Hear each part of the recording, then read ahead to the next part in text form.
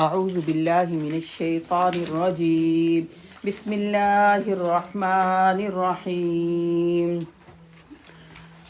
آیت نمبر 29 سے 30. آج ہم نے 30 آیت سے شروع کرنا ہے. وَإِذْ قَالَ رَبُّكَ لِلْمَلَائِكَةِ إِنِّي جَاعِلٌ فِي الْأَرْضِ خَلِيفَةً قالوا أتجعل فيها من يفسد فيها ويسفك الدماء ونحن نسبح بحمدك ونقدس لك قال إني أعلم ما لا تعلمون وعلم آدم الأسماء كلها ثم عرضهم على الملائكة فقال أنبئوني بأسماء هؤلاء إن كنتم صادقين قالوا سبحانك لا علم لنا إلا ما علمتنا إنك أنت العليم الحكيم.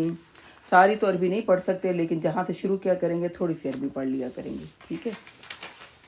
اچھا جی، اپنے دل کو ہدایت سے منور کرنے کے لیے الحمدللہ، دلوں کو میل سے پاک صاف کرنے کے لیے ہمارا آج 2026 کا دوسرا دن ہے، ٹھیک ہے؟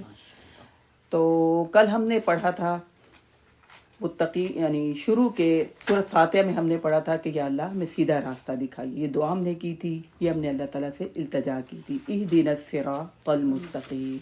اور پھر ساتھ ہی ہم نے کہا کہ یا اللہ ہدایت کو جو 3 گروہ ہیں، انعام یافتہ، مغضوب علیہم یہودی اور نصارہ والضالین گمراہ لوگ، ان 2 گروہوں سے ہمیں بچائے رکھنا، اور ہمیں علم حاصل کرنے والے جو انعام یافتہ لوگ ہیں، جو عمل کرنے والے لوگ ہیں، ان کا ہمیں راستہ دکھانا، ان کی ہمیں صحبت نصیب فرمانا. اس کے بعد ہم نے شروع کی سورۃ بقرہ. سورۃ بقرہ میں ہم نے 4 گروہوں کا تذکرہ پڑھا تھا، متقی لوگوں کا، کفار کا، منافقین کا اور فاسقین کا. منافقین کی ہم نے 2 مثالیں پڑھی تھیں، اللہ تعالیٰ نے ہمارے سامنے رکھی تھیں، جو کہ ہے، اب آیت نمبر مجھے بہت باریک لکھا ہوا نظر نہیں آتا، لیکن یہ والی جو آیت ہے نا، مثلہم کمثل الذی استوقد نارا، یہ منافقین وہ تھے جو عقیدے کے منافق تھے. اللہ پر ان کا صحیح ایمان نہیں، نبی اکرم صلی اللہ علیہ وسلم پر صحیح ایمان نہیں، اسلام کے بارے میں شک و شبے میں رہتے ہیں ہمیشہ. تو اللہ تعالیٰ نے کہا یہ جو عقیدے کے منافق تھے، جیسے پہلے تھے، جو پہلے ان کی زندگی تھی، ویسے ہم نے ان کو کر دیا، کیونکہ وہ عمل ہی نہیں کرتے تھے، کیونکہ وہ اسلام میں دلچسپی نہیں رکھتے تھے، تو اس لیے ہم نے ان کو ویسے کا ویسے کر دیا. بہرے، گونگے، اندھے، جیسے بہرا بول نہیں سکتا، بہرا سن نہیں سکتا، گونگا بول نہیں سکتا، اندھے کو کچھ نظر نہیں آتا، ہم نے ان کو ایسا کر دیا. اس کے بعد دوسری مثال میں نے آپ کے سامنے رکھی تھی، جو کہ اللہ تعالیٰ نے کہا ہے کہ او کصیب من السماء. دوسرے قسم کے جو منافقین ہیں، وہ نام کے تو مسلمان ہیں لیکن عمل کے مسلمان نہیں ہیں. پہلے منافقین نہ نام کے رہے ہیں، نہ عقیدے کے میں ان کی خرابیاں ہیں، نہ عمل کے لحاظ سے منافق جو ہیں وہ مسلمان رہے ہیں. دوسرے جو منافقین ہیں وہ نام کے تو مسلمان ہیں لیکن مشکل حالات میں گھبرا جاتے ہیں اور آسان کام کر لیتے ہیں. تو ان کے لیے اللہ تعالیٰ نے کہا کہ ہم نے ان کے دلوں پر مہر نہیں لگائی، ان کو بہرا گنگا اندھا ہم نے نہیں کیا، ان کے لیے ہم نے اصلاح کا راستہ ہمیشہ کھلا رکھا ہے. اس کے بعد پھر ہم نے جو ہے فاسقین کے بارے میں پڑھا تھا، ٹھیک ہے؟ اور آج جو ہم پڑھیں گے قصہ آدم اور ابلیس، آیت نمبر 30 سے.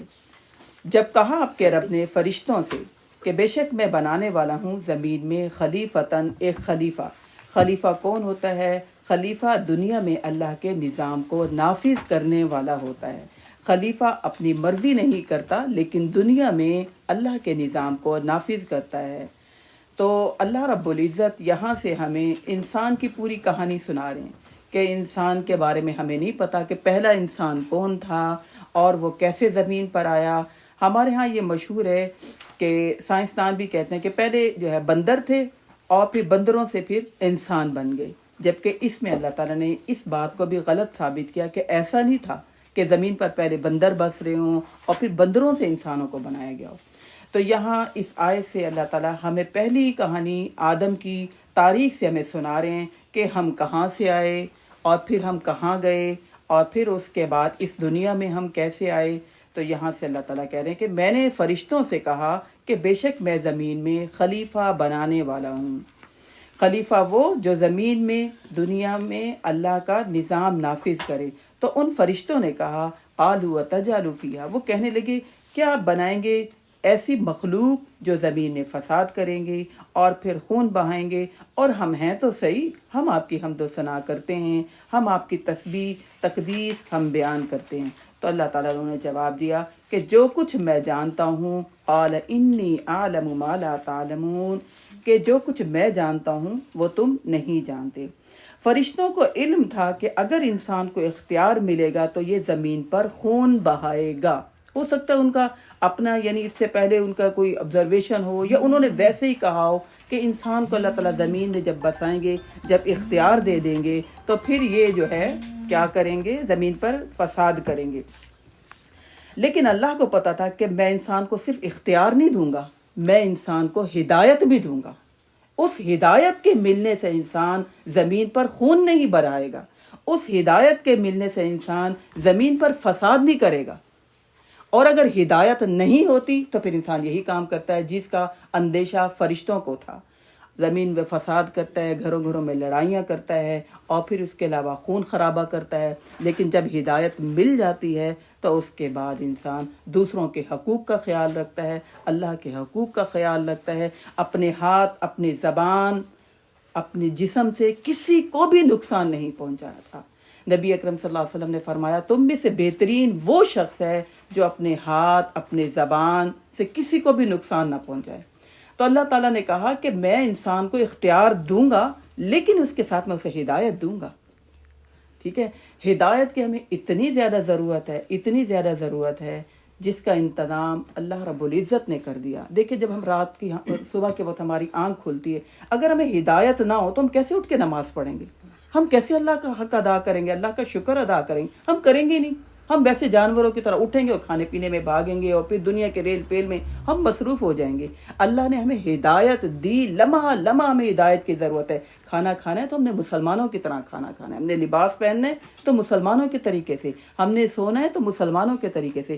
تو ہدایت کی ہمیں لمحہ لمحہ ضرورت ہے کہ ہمارا اس دنیا میں آنے کا مقصد کیا ہے۔ جو خون خرابہ کرتے ہیں، جو زمین میں فساد کرتے ہیں، آپس میں لڑائیاں کرتے ہیں، یہ کام تو جانوروں کا ہے۔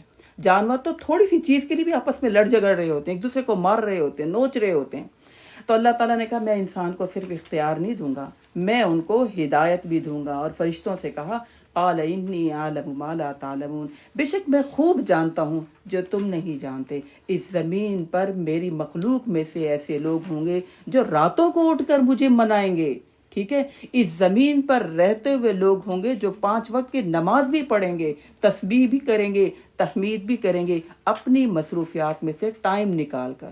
اللہ تعالیٰ نے فرشتوں سے کہا میں زیادہ جانتا ہوں اور تم نہیں جانتے۔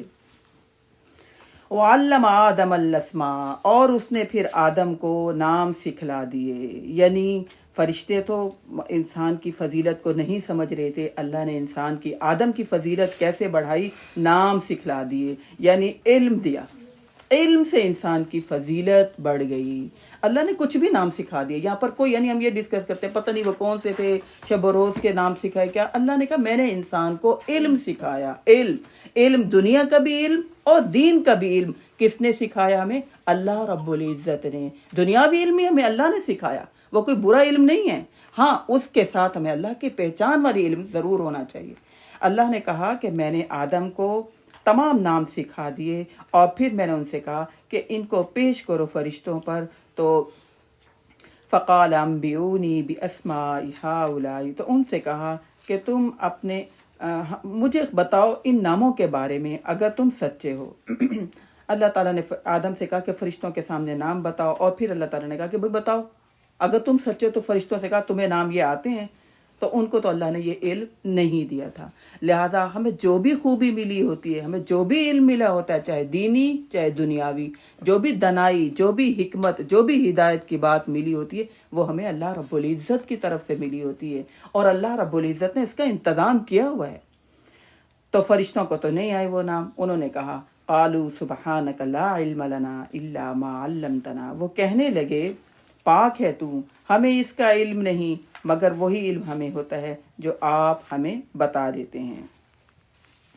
بے شک آپ ہی خوب جاننے والے، بے شک آپ ہی خوب حکمت والے ہیں۔ یہ اللہ تعالیٰ کی انہوں نے خوبیاں بیان کی۔ یہی نیک انسان مومن لوگوں کا یہی طریقہ ہونا چاہیے، فوراً اللہ تعالیٰ کے سامنے اپنی عاجزی اختیار کریں اور کہیں یا اللہ جو بھی آپ دے رہے ہیں، خوبی مل رہی ہے، جو بھی عطایات مجھے مل رہی ہیں آپ کی طرف سے، اور آپ ہی نوازنے والے ہیں اور آپ ہی خوب علیم اور حکیم ہیں۔ تو پھر اللہ نے فرمایا قال یا آدم انبئہم باسمائہم، اے آدم ان کے نام بتلاؤ۔ پھر جب انہوں نے ان کو بتلا دیے سارے نام تو اللہ تعالیٰ نے کہا میں نے تمہیں کہا نہیں تھا کہ میں آسمانوں اور زمین کے تمام غیب جانتا ہوں، اس کو بھی میں جانتا ہوں جس کو تم ظاہر کرتے ہو اور اس کو بھی جس کو تم چھپاتے ہو۔ یعنی فرشتوں سے اللہ تعالیٰ نے کہا کہ جو تمہارے دل میں بات تھی نا وہ میں نے تمہیں بتا دی، کہ آدم کو تو اتنی فضیلت نہیں ہے نا، یہ تو مٹی سے بنے ہیں اور ہم نوری مخلوق ہیں۔ اللہ نے آدم کو علم سے فضیلت دے دی، اور اللہ تعالیٰ نے کہا کہ میں وہ بات جانتا ہوں جو تم نہیں جانتے، یعنی فرشتے بھی غیب نہیں جانتے۔ تو میں اور آپ ہم کون سے غیب جان سکتے ہیں؟ فرشتے بھی غیب نہیں جانتے۔ اور فرشتوں کی فرما برداری دیکھیے کہ انہوں نے فوراً عاجزی اختیار کر دی، اور پھر وَإِذْ قُلْنَا لِلْمَلَائِكَةِ اسْجُدُوا، اور جب ہم نے فرشتوں سے کہا آدم کو سجدہ کرو تو سجدہ کیا سب نے مگر ابلیس نے انکار کر دیا۔ ابلیس کے بارے میں آتا ہے، یعنی یہ شیطان کا نام ہے، اس کے بارے میں آتا ہے کہ یہ جنوں میں سے تھا اور فرشتوں میں یہ بیٹھتا تھا، یہ بہت زیادہ عبادت کرتا تھا فرشتوں میں اللہ بیٹھ کر، اور بہت نیک تھا، لیکن بہت عبادت کرنے کے باوجود اس کی نیت میں تھوڑا سا کھوٹ تھا، اس کے اندر تکبر تھا اور یہ سمجھتا تھا کہ میں بہت زیادہ نیک ہو گیا ہوں اب۔ تو اللہ تعالیٰ نے کہا کہ سجدہ کرو، سب نے فرشتوں نے سجدہ کیا مگر ابلیس نے سجدہ نہیں کیا، اس نے انکار کیا اور اس نے تکبر کیا، وَكَانَ مِنَ الْكَافِرِينَ، اور یہ ہو گیا انکار کرنے والوں میں سے۔ یعنی اس نے تکبر کیا۔ سب سے پہلے جو غلطی ہوئی اس دنیا میں، جو سب سے پہلے غلطی کی وہ شیطان نے یہ غلطی کی، تکبر کیا، اپنے آپ کو بڑا سمجھا۔ آدم اور ابلیس کے قصے سے ہمیں سب سے پہلی جو غلطی جو اللہ تعالیٰ میں سب سے پہلی کہانی سنا رہے ہیں آدم کی، اس میں سے شیطان نے تکبر کیا، اپنے آپ کو بڑا سمجھا اور اللہ کی بات نہیں مانی۔ بظاہر ہم کہتے ہیں ہم تکبر تھوڑی کر رہے ہیں، لیکن اللہ کی بات نہ ماننا تکبر ہی تو ہے، اپنے آپ کو بڑا سمجھنا اور اللہ کی بات کی پرواہ نہ کرنا۔ تو تکبر کیا اور اللہ تعالیٰ کہتے ہیں کہ وہ انکار کرنے والوں میں سے ہو گیا۔ اے آدم تم اور تمہاری بیوی دونوں جنت میں رہو۔ اللہ نے آدم اور ان کی بیوی کو دونوں کو جنت میں بھیج دیا۔ اور پھر اللہ تعالیٰ نے کہا یہاں پر دونوں ہر جگہ تثنیہ کا صیغہ آئے گا، وَكُلَا تم دونوں کھاؤ یہاں پر، راغدن جی بھر کر، جتنا دل چاہے، جہاں سے تم چاہو، اور نہ تم قریب جانا اس درخت کے، اگر تم گئے تو تم ہو جاؤ گے ظالموں میں سے۔ یہاں اللہ تعالیٰ نے آدم اور حوا کو ٹیسٹ کے لیے جنت میں بھیجا، ٹھیک ہے، ٹیسٹ کے لیے جنت میں گئے، تو اللہ تعالیٰ نے ان کو ٹیسٹ کے لیے جنت میں بھیج دیا، اور پھر کہا کہ ایک پابندی لگائی، کہا اس درخت کو نہ کھانا۔ ہمارے ہاں اس پہ بڑی بحث ہوتی ہے، پتہ نہیں گندم کا درخت تھا، پتہ نہیں کس چیز کا درخت تھا۔ اگر اتنی اہمیت ہوتی اس بات کی تو اللہ رب العزت ہمیں بتا دیتے۔ اللہ رب العزت نے کچھ بھی نہیں بتایا، کہا میں نے ایک پابندی لگائی، کہا اس درخت کے قریب نہ جانا۔ ظاہرہ جنت میں تو بہت سارے درخت ہیں، تو اللہ تعالیٰ نے کہا کہ ایک درخت ہے اس کے قریب نہیں جانا، ایک پابندی لگائی۔ لیکن ہوا کیا، جو شیطان تھا اس کو تو حسد آ گیا کہ یہ آدم اور حوا جنت میں چلے گئے اور میں نہیں گیا۔ دوسرا گناہ جو اس دنیا میں ہوا وہ ہوا حسد۔ تکبر کے بعد ہمارا دشمن شیطان نے حسد کیا، اور یہ دونوں برائیاں آج تک چل رہی ہیں۔ تباہی، بربادی، آپس کے قریبی رشتوں میں بھی تکبر آ جاتا ہے، حسد آ جاتا ہے۔ کسی کو بھی ہم آگے پھلتے پھولتے دیکھ کر، کسی کی بھی خوبی، کسی کو اچھا پہنا دیکھ کر ہم خوش نہیں ہوتے، ہمارے اندر حسد آ جاتا ہے، آیا کیسے ان کے پاس، اگر ہے بھی تو ختم ہو جائے، اور اگر ہے بھی تو ہم برائی کر دیتے ہیں تاکہ اس کا دل خراب ہو جائے۔ تو یہ دونوں برائیاں ہمارا دشمن شیطان نے اس وقت سے شروع کروا دی، حسد بھی اور تکبر بھی۔ فَأَزَلَّهُمَا الشَّيْطَانُ، اب دیکھیے شیطان کے مسلسل وسوسے، مسلسل اس وقت سے وسوسے شروع ہوئے ہیں، اس وقت سے وہ مسلسل وسوسے ڈال کر آدم کو اور پوری کائنات کے تمام لوگوں کو وسوسوں سے گمراہ کر رہا ہے، ہر ایک کو وسوسہ ڈالتا ہے۔ فَأَزَلَّهُمَ الشَّيْطَانُ، تو شیطان نے ان دونوں کے دلوں میں وسوسے ڈالے، فَأَخْرَجَهُمَا مِمَّا كَانَا فِيهِ، تو اس نے ان دونوں کو نکلوا دیا وہاں سے، جنت سے، ٹھیک ہے۔ یعنی وسوسے ڈالے کہ آپ، میرا دل چاہتا ہے کہ آپ ہمیشہ جنت میں رہے۔ بہت دفعہ آیا اور آدم اور حوا لڑ رہے کہ ہم اس کی بات نہیں مانیں گے، لیکن اس نے پھر آخر میں یہ وسوسہ ڈالا کہ میں یہ چاہتا ہوں کہ تم اس درخت کا پھل کھا لو اور ہمیشہ کے لیے جنت میں رہو گے۔ اس بات سے آدم جو تھے نا، وہ اس کی باتوں میں آ گئے۔ تو اس وقت سے شیطان حملے کر کر کے وسوسے ڈال کے سب کو گمراہ کرنے کی کوشش کرتا ہے، سب کو۔ اور ہمیں بہت زیادہ الرٹ ہونے کی ضرورت ہے کہ اپنے دشمن کے وسوسوں میں ہم نہ آئیں۔ وہ چاہتا ہے کہ جیسے مجھے جنت سے نکالا گیا، جیسے مجھے دھتکارا گیا، میں اپنے ساتھ تمام لوگوں کو جہنم میں لے کر جاؤں۔ تو اس نے جنت سے نکلوا دیا۔ وَقُلْنَا اهْبِطُوا بَعْضُكُمْ لِبَعْضٍ عَدُوٌّ، اور پھر ہم نے کہا تم اب ایک دوسرے کے دشمن ہو، تم ایک وقت تک زمین میں رہو گے اور تمہارا یہاں پر تھوڑی دیر کے لیے اب ٹھہرنا ہے، اور پھر تم یہاں پر متاع الی حین، کچھ عرصے کے لیے تم اس دنیا میں گزر بسر کرو گے۔ تو سیکھ لیا آدم نے اپنے رب سے کلمات، یعنی آدم کا ایک پہلے شیطان کا رویہ تھا، تکبر کہ میں کیوں رب کی بات مانوں، اور ایک آدم کا رویہ ہے، انہیں غلطی کا فوراً احساس ہو گیا۔ اچھا، یہ قرآن مجید میں یہ واقعہ 9 جگہوں پر آتا ہے مختلف انداز سے، تو کہیں پر ڈیٹیل کے ساتھ، کہیں مختصر، کہیں کوئی بات، کہیں کسی اور بات کا تذکرہ آتا ہے۔ ایک اور مقام پر آتا ہے کہ جیسے ہی آدم اور حوا نے وہ پھل کھایا تو ان کا لباس اتر گیا، جیسے ہی لباس اترا ان کی فطرت میں حیا تھی، فوراً انہوں نے پتے اٹھائے، اپنے جسم کو چھپانا شروع کر دیا۔ آدم کی نیچر کے اندر اللہ نے حیا رکھی ہے، تبھی تو 1 سال کا بچہ بھی ہو جائے نا، اسے شرم آتی ہے، وہ فوراً کہتا ہے کہ میری نیپی کسی کے سامنے چینج مت کریں، حالانکہ اسے کوئی شعور نہیں ہوتا، لیکن اللہ نے انسان کی فطرت میں رکھا ہے۔ اب وہ بڑا ہونے کے بعد مختلف بے حیائی والی چیزیں دیکھ کے اتنا بے حیا ہو جاتا ہے کہ اگر وہ ننگا بھی ہو رہا ہوتا ہے اسے پرواہ نہیں ہوتی، بڑا آدمی، اسے کوئی فکر نہیں ہوتی، وہ بلکہ اپنے آپ کو ماڈرن سمجھ رہا ہوتا ہے، وہ اپنے آپ کو پڑھا لکھا سمجھ رہا ہوتا ہے، اپنی فطرت کو وہ ختم کرتا ہے۔ تو یہاں پر اللہ تعالیٰ نے پھر کہا کہ آدم نے کلمات سیکھ لیے اپنے رب سے۔ وہ کون سے کلمات تھے؟ وہ ایک اور جگہ پر ہم پڑھتے ہیں، ربنا ظلمنا انفسنا وَإِن لَّمْ تَغْفِرْ لَنَا وَتَرْحَمْنَا لَنَكُونَنَّ مِنَ الْخَاسِرِينَ۔ اللہ نے سکھائے اور ہمارے لیے سکھائے، ہم سے بھی غلطی ہو تو ہم فوراً کہیں یا اللہ یہ کیا ہو گیا، ہم تو غلطی کرنا نہیں چاہتے تھے لیکن ہم سے غلطی ہو گئی، ربنا ظلمنا انفسنا، ہم سے خطا ہو گئی، اور اگر آپ نے ہمیں نہ معاف کیا، اگر ہم پر رحم نہ کیا تو ہم تو بہت زیادہ نقصان اٹھانے والوں میں سے ہو جائیں گے۔ تو ہم بھی فوراً یہ دعا پڑھیں، ہر نماز کے بعد پڑھیں، اٹھتے بیٹھتے پڑھیں، ربنا ظلمنا انفسنا وَإِن لَّمْ تَغْفِرْ لَنَا۔ تکبر کس بات پر کریں، ہے نا؟ تھوڑی سی نیکی کرتے ہیں تو شیطان ہمیں خوش فہمی میں مبتلا کر دیتا ہے، اور پھر تھوڑی سی نیکی کریں تو اس فکر میں رہتا ہے کہ ان کی یہ نیکی ضائع کیسے کرواؤں۔ دشمن الرٹ رہتا ہے، کچھ کو تو بالکل بے فکر کر دیتا ہے، نیکی کرنے کی ضرورت نہیں ہے، امت محمدیہ میں سے ہو، آپ کی بخشش ہو جانی ہے۔ اور کچھ جو بچتے ہیں، فکر کرتے ہیں، نیکیاں کرتے ہیں، شیطان پیچھے لگا رہتا ہے، نیکیاں کیسے ضائع کرواؤں، غیبتیں چغلیاں کروا کر خود ہی اپنے آپ کو تکبر میں مبتلا کروا کے وہ نیکیاں ضائع کروا دیتا ہے۔ تو ہم نے یہ پڑھتے رہنا، یا اللہ ہمیں معاف کر دیں، ہمیں معاف کر دیں۔ اگر آپ نے ہمیں معاف نہیں کیا تو ہمارا تو بہت نقصان ہو جائے گا، ہم تو کامیاب نہیں ہو سکیں گے۔ آپ ہمیں معاف کریں گے تو پھر ہی ہم کامیاب ہو سکتے ہیں۔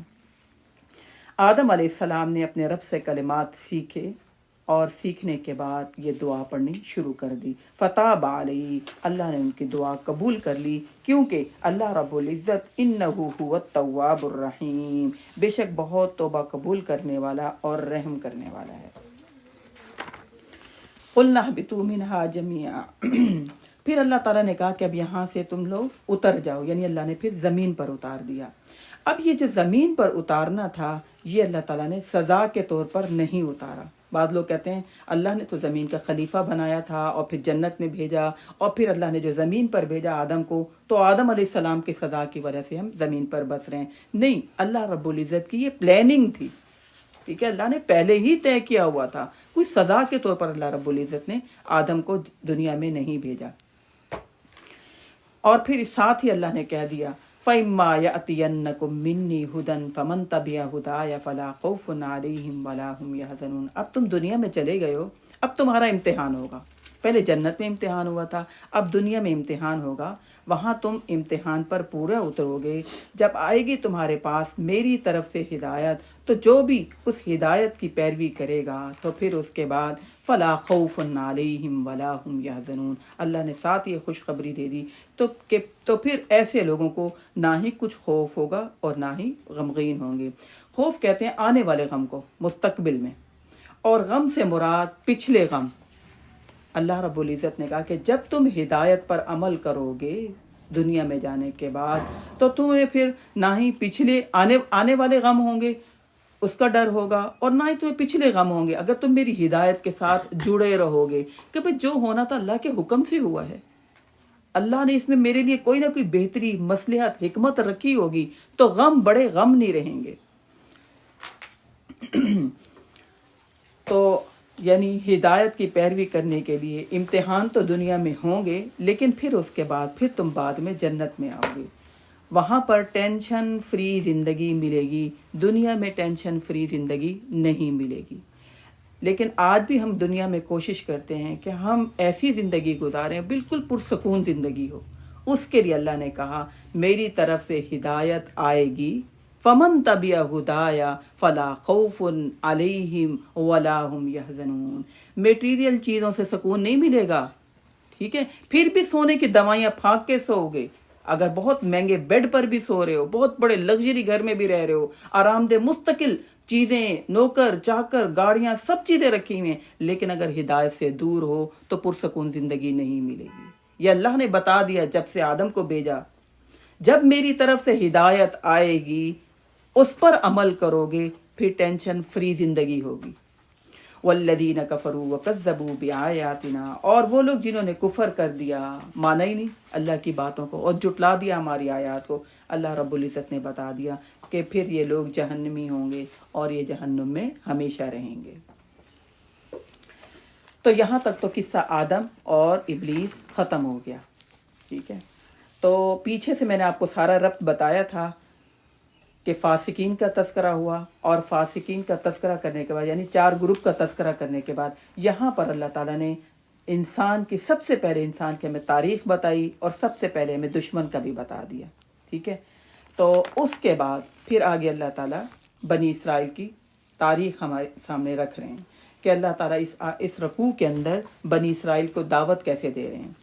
پچھلے رکوع میں ہم نے دیکھا تھا کہ اللہ تعالیٰ نے کہا تھا یا ایھا الناس اعبدوا، تمام کے تمام لوگوں کو اللہ تعالیٰ نے دعوت دی تھی۔ اب یہاں پر اللہ تعالیٰ بنی اسرائیل کو دعوت دے رہے ہیں۔ بنی اسرائیل کون تھے؟ نبی اکرم صلی اللہ علیہ وسلم نے جب نبوت کا اعلان کیا تو مدینہ میں یہودی لوگ جو تھے وہ اپنی کتابوں میں پڑھتے تھے تورات میں کہ آخری نبی نے آنا ہے، آخری نبی ایسی بستی میں آئے گا جہاں پر کھجوریں ہوں گی۔ یہ اپنے ملک کو چھوڑ کر مدینہ میں آ کر اسپیشل بسے تھے اس لیے کہ یہاں پر ہم رہیں، آخری نبی آئے گا اور ہم اس پر سب سے پہلے ایمان لائیں گے، یہودی لوگ، ٹھیک ہے۔ یہ مدینہ میں آ کر خاص طور پر بسے تھے کہ ہم چونکہ یہاں پر آخری نبی نے آنا ہے اور ہم سب سے پہلے اس نبی پر ایمان لائیں گے۔ تو بنی اسرائیل کس کو کہتے ہیں؟ یہ اسرائیل جو ہے یعقوب علیہ السلام کا لقب تھا، اور یعقوب علیہ السلام کے اولاد میں سے ہی ایک ان کا بیٹا یہود تھا، اور اسی سے یہودی بن گئے، اور پھر آگے چلتے چلتے یہودی اور عیسائیوں کو بنی اسرائیل کہنا شروع ہو گئے۔ نبی اکرم صلی اللہ علیہ وسلم جب آئے تو آپ اس وقت کے امت مسلمہ جو تھی نا، وہ یہ یہودی اور نصارہ یعنی عیسائی بنی اسرائیل تھے، ان کے پاس کتابیں تھیں، ٹھیک ہے، اور ان کے عالم تھے، اور یہ انتظار کر رہے تھے کہ آخری نبی کب آئے گا۔ مشرکین مکہ کو، عرب کے لوگوں کو یہ نشانیاں بتایا کرتے تھے کہ ہماری کتابوں میں یہ نشانیاں ہیں آخری نبی کی۔ تو یہاں سے اللہ تعالیٰ بنی اسرائیل کو دعوت دے رہے ہیں کہ دیکھو تم تو عالم ہو، تم تو پڑھے لکھے ہو، تمہارے پاس تو کتابیں آئی ہیں، یا بنی اسرائیل اذکروا نعمتی اللتی انعمت علیکم. پہلے اللہ تعالیٰ نے تمام لوگوں کو دعوت کی، یا ایھا الناس اعبدوا، یہاں سے بنی اسرائیل کو دعوت دے رہے ہیں، اے بنی اسرائیل یاد کرو میری نعمتوں کو جو میں نے تم پر کی، اور پورا کرو میرا عہد، اور میں بھی پورا کروں گا پھر تمہارا عہد. یعنی تورات میں جو میں نے تم سے عہد کیا ہے کہ تم آخری نبی پر ایمان لاؤ گے، تو آخری نبی پر ایمان لاؤ گے تو میں تمہیں دنیا میں عزت دوں گا، میں بھی پھر اپنا عہد پورا کروں گا. وَإِيَّايَ فَارْهَبُونَ، اور خاص تم مجھ سے ہی ڈرتے رہو. وَآمِنُوا بِمَا أَنزَلْتُ مُصَدِّقًا لِمَا مَعَكُمْ، اور ایمان لاؤ جو میں نے نازل کی یہ کتاب جو کہ تصدیق کرنے والی ہے جو تمہارے پاس ہے، اور تم سب سے پہلے انکار کرنے والے نہ بنو. اے یہود و نصارہ تم کیوں انکار کر رہے ہو؟ تمہارے پاس تو کتابیں ہیں، تم تو انتظار کر رہے تھے آخری نبی کا. تم تو ان مشرکین مکہ کو، عرب کے لوگوں کو بتایا کرتے تھے آخری نبی نے آنا ہے، اب تم سب سے پہلے انکار کر رہے ہو. وَلَا تَشْتَرُوا بِآيَاتِي ثَمَنًا قَلِيلًا، میری آیات کو تھوڑی قیمت میں مت بیچو. یعنی اللہ کا حکم سن کے دنیاوی فائدوں کے خاطر اللہ کے حکم پر عمل نہ کرنا، میرے حکم کو دنیاوی فائدوں کے خاطر نہ چھوڑ دو. وَإِيَّايَ فَاتَّقُونَ، اور مجھ سے ڈرو. اور پھر آگے اللہ تعالیٰ پھر ان کو دعوت دے رہے ہیں کہ تم حق اور باطل کو مکس نہ کرو، نہ ملا. تمہیں تو حق بات کا پتہ ہے، اور تم حق بات کو نہ چھپاؤ، حالانکہ تم تو سب باتیں جانتے ہو. اور نماز کو قائم کرو اور زکوٰۃ ادا کرو، اور رکوع کرنے والوں کے ساتھ رکوع کرو. یہودیوں کی جو نماز تھی اس میں رکوع نہیں تھا، لہذا اب چونکہ امت محمدیہ نبی اکرم صلی اللہ علیہ وسلم کو جو نماز دی گئی تھی اس میں رکوع بھی تھا، اس میں سجدہ بھی. تو اللہ تعالیٰ ان سے کہہ رہے ہیں یہودیوں سے کہ تم رکوع بھی کرو، سجدہ بھی کرو، اور زکوٰۃ بھی دو. کیا تم لوگوں کو نیکی کا حکم دیتے ہو اور اپنے آپ کو بھول جاتے ہو؟ یعنی ان سے کہا یہ جا رہا ہے کہ یہودی علماء تم اور لوگوں سے تو کہتے، بعض لوگوں سے کہتے تھے ہاں واقعی جو بہت جب پھنستے تھے نا وہ نشانیاں پوچھتے تھے، کہتے تھے ہاں لگتا تو سچا نبی ہے نا، نشانیاں تو پوری ہو رہی ہیں نا. تو اللہ تعالیٰ کہہ رہے ہیں اے یہودیو تم دوسروں کو تو کہہ دیتے ہو کہ واقعی سچا نبی ہے، اور تمہیں خود کو کیا ہو گیا؟ تم خود کیوں نہیں ایمان لا رہے؟ تم لوگوں کو نیکی کا حکم دیتے ہو اور اپنے آپ کو بھول جاتے ہو، حالانکہ تم کتاب کی تلاوت کرتے ہو. جو تمہارے پاس کتاب تورات موجود ہے، حالانکہ تم افلا تعقلون، کیا تمہیں عقل نہیں آتی؟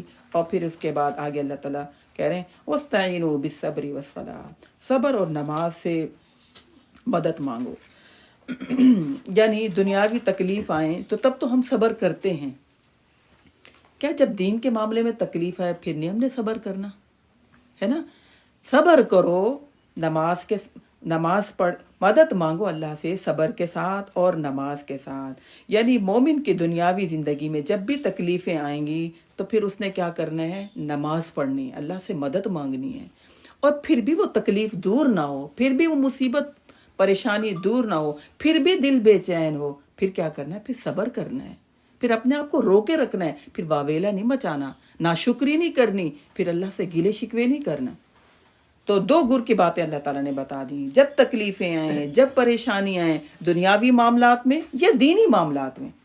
یہ بات یہ نہیں کہ دنیاوی معاملات میں تکلیفیں آتی ہیں، دین کے معاملات میں چونکہ ہم اللہ کا کام کر رہے ہوتے ہیں، اللہ کو یاد کر رہے ہوتے ہیں، پھر کوئی تکلیف آ نہیں سکتی، پھر بھی آئے گی. ہماری مرضی کے مطابق لوگ نہیں ہوں گے، ہماری مرضی کے مطابق حالات نہیں ہوں گے، دین پر عمل کرنے سے بالکل آسانیاں نہیں مل جائیں گی. تو تم نے دو گر کی باتیں پکڑے رکھنی ہیں، اللہ سے مدد ہمیشہ مانگنی ہے صبر کر کے. بھئی یہ نہیں آج تو دعا مانگی اللہ سن ہی نہیں رہا، صبر کر کے، اور پھر نماز پڑھ کے. بے شک وَإِنَّهَا لَكَبِيرَةٌ إِلَّا عَلَى الْخَاشِعِينَ، نماز بھاری ہے مگر ڈرنے والوں کے لیے، عاجزی اختیار کرنے والوں کے لیے نماز پڑھنا مشکل کام نہیں، بلکہ وہ تو نماز کے انتظار میں ہوتے ہیں کب نماز کا ٹائم ہوگا. ایک نماز پڑھی، دل بڑا گھبرا رہا ہے، جلدی سے نماز کا ٹائم ہو، ہم نماز پڑھیں، اللہ سے ملاقات ہو جائے ہماری. نماز ایک مومن کی اللہ سے ملاقات ہوتی ہے. مومن اللہ رب العزت کو نماز پڑھ کے بہترین تحفہ دیتا ہے، بھیجتا ہے آگے. تو اللہ تعالیٰ کہہ رہے ہیں کہ یہ نماز بھاری ہے مگر ان کے لیے نہیں جو اللہ سے ڈرنے والے ہیں. الذین یظنون انہم ملاقو ربہم، وہ کیوں نماز ان کے لیے آسان رہتی ہے؟ کیونکہ وہ تو ان کا تو پکا یقین ہے ہم نے اپنے رب سے ملنا ہے، ان کا تو پکا یقین ہے کہ ایک بدلے کا دن ہے، اور پھر ان کا پکا یقین ہے کہ ہم نے اپنے رب کے پاس جانا ہے جہاں اس نے ہماری ان نیکیوں کا صلہ دینا ہے. اے بنی اسرائیل، پھر دوبارہ یہ آیت آ گئی، اے بنی اسرائیل یاد کرو میری ان نعمتوں کو جو میں نے تم پر کی، اور بے شک میں نے تمہیں فضیلت دی تمام جہان والوں پر۔ اللہ تعالیٰ نے تمام دنیا میں اقوال عالم میں یہودیوں کو تمام میں سے نا بہت زیادہ فضیلت دی ہوئی تھی۔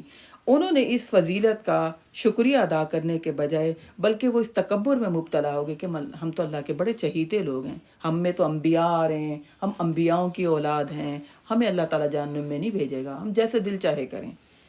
تو اللہ تعالیٰ پھر آگے ان سے کہہ رہے ہیں کہ دیکھو وَاتَّقُوا يَوْمًا لَا تَجْزِي نَفْسٌ عَن نَفْسٍ، ڈرو اس دن سے جس دن کوئی جان کسی جان کے کام نہیں آئے گی، اور نہ ہی اس دن کوئی سفارش قبول کی جائے گی، اور نہ ہی اس دن کوئی معاوضے کے طور پر کوئی مال قبول کیا جائے گا، اور نہ ہی کوئی اس دن کسی کی مدد ہو سکے گی۔ یہاں اللہ رب العزت نے بتا دیا کہ تمام کے تمام جھوٹے سہارے دنیا میں ہی ہیں، آخرت میں کام نہیں آئیں گے۔ اگر آخرت میں نجات چاہتے ہو تو پھر تمام جھوٹے سہاروں کو چھوڑ کر اللہ رب العزت کا مضبوط سہارا پکڑو جس سے قیامت کے دن کام آنا ہے۔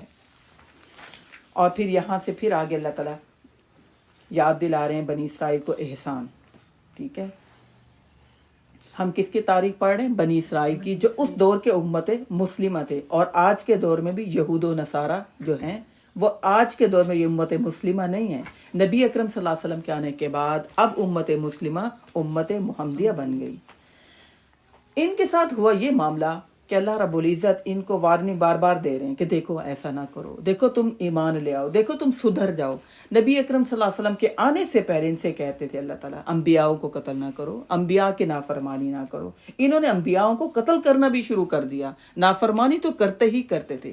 ان کے ساتھ پھر ایسا معاملہ ہوا جیسے کہ کسی آفس میں کوئی بھی باس اپنے جاب کرنے والے سے کہے کہ دیکھو تم ٹائم پر آیا کرو، دیکھو تم ڈنڈی نہ مارا کرو، کام کو پورا ذمہ داری سے کیا کرو، دیکھو اگر تم نے صحیح نہیں کیا نا تو پھر میں تمہیں ہٹا کر کسی اور کو اس ڈیوٹی پر لگا دوں گا۔ لیکن اس بات کو سیریس نہ لے ملازم، یہی حال بنی اسرائیل لوگوں کے ساتھ ہوا۔ سیریس نہیں ہوئے، انبیاء کی مخالفت کرتے رہے، نافرمانی کرتے رہے، ناشکری کرتے رہے، حتیٰ کہ پھر اللہ تعالیٰ نے امت محمدیہ کے لیے نبی اکرم صلی اللہ علیہ وسلم کو بھیجا۔ یہ ان پر ایمان نہیں لائے، حالانکہ ان کو پتہ تھا یہ آخری نبی ہیں۔ یہاں پر پھر اللہ تعالیٰ پھر ان کو احسان یاد دلا رہے ہیں کہ دیکھو بنی اسرائیل نبی اکرم صلی اللہ علیہ وسلم پر ایمان لے آؤ، دیکھو میں نے تم پر بڑے احسان کیے۔ وہ احسان کون سے ہیں؟ وَإِذْ نَجَّيْنَاكُم مِّنْ آلِ فِرْعَوْنَ، جب ہم نے تمہیں نجات دی آل فرعون سے۔ فرعون نے ان کی غلامانہ زندگی ان کی گزر رہی تھی، ان کے بیٹوں کو قتل کرتا تھا، ان کی عورتوں کو زندہ رہنے دیتا تھا، خوب ان پر ظلم کرتا تھا۔ موسیٰ علیہ السلام کو اللہ تعالیٰ نے ان کی طرف بھیجا، اور بھیجنے کے بعد اللہ تعالیٰ نے فرعون سے ان کو نجات دلائی، پانی میں فرعون کو غرق کر دیا۔ اللہ تعالیٰ کہہ رہے ہیں دیکھو وہ تمہیں پہنچاتا تھا سخت عذاب، اور تمہارے بیٹوں کو ذبح کر دیتا تھا، اور تمہاری عورتوں کو زندہ رہنے دیتا تھا۔ اس میں تمہارے لیے بہت بڑی آزمائش تھی، ٹھیک ہے، بہت بڑی آزمائش تھی کہ آرڈر ہوتا تھا کہ جہاں لڑکا پیدا ہو فوراً اس کو ختم کر دیا جائے، اس کو قتل کر دیا جائے۔ تو اللہ رب العزت کہہ رہے ہیں کہ دیکھو اے یہودی و نصارہ، اے یہودیو، موسیٰ علیہ السلام پر یہ ایمان لائے تھے نا، دیکھو تمہیں اس سخت آزمائش سے میں نے تمہیں نجات دی۔ اور پھر اس کے بعد اور جب ہم نے تمہاری خاطر سمندر کو پھاڑ دیا، اور پھر ہم نے تمہیں نجات دی، آل فرعون کو غرق کر دیا اور تم دیکھ رہے تھے۔ اور پھر اس کے بعد جب ہم نے وعدہ کیا موسیٰ علیہ السلام، تو یہاں تک اللہ تعالیٰ نے مختصر سا تذکرہ کیا۔ یہ تذکرہ ہم بہت ساری جگہوں پر تقریباً ہر صورت میں آ جاتا ہے، موسیٰ علیہ السلام کا تذکرہ اور بنی اسرائیل کا تذکرہ۔ تو یہاں پر اللہ تعالیٰ نے مختصر ان کو احسان یاد دلایا، ٹھیک ہے۔ اور پھر آگے اللہ تعالیٰ کہہ رہے ہیں وَإِذْ وَعَدْنَا مُوسَىٰ 40، اور جب ہم نے موسیٰ علیہ السلام سے کو 40 راتوں کے لیے 40 راتوں کے وعدے پر بلایا۔ اب جی یہ غرق تو ہو گئے فرعون اور ان کی قوم، بنی اسرائیل آزاد ہو گئے، موسیٰ علیہ السلام ان کو لے کر آگے چلے گئے، ٹھیک ہے۔ موسیٰ علیہ السلام یہاں پر یوسف علیہ السلام کے دور سے مصر میں یہ بنی اسرائیل آ کر رہے، اور فرعون کی موجودگی میں غلامانہ زندگی گزار رہے تھے۔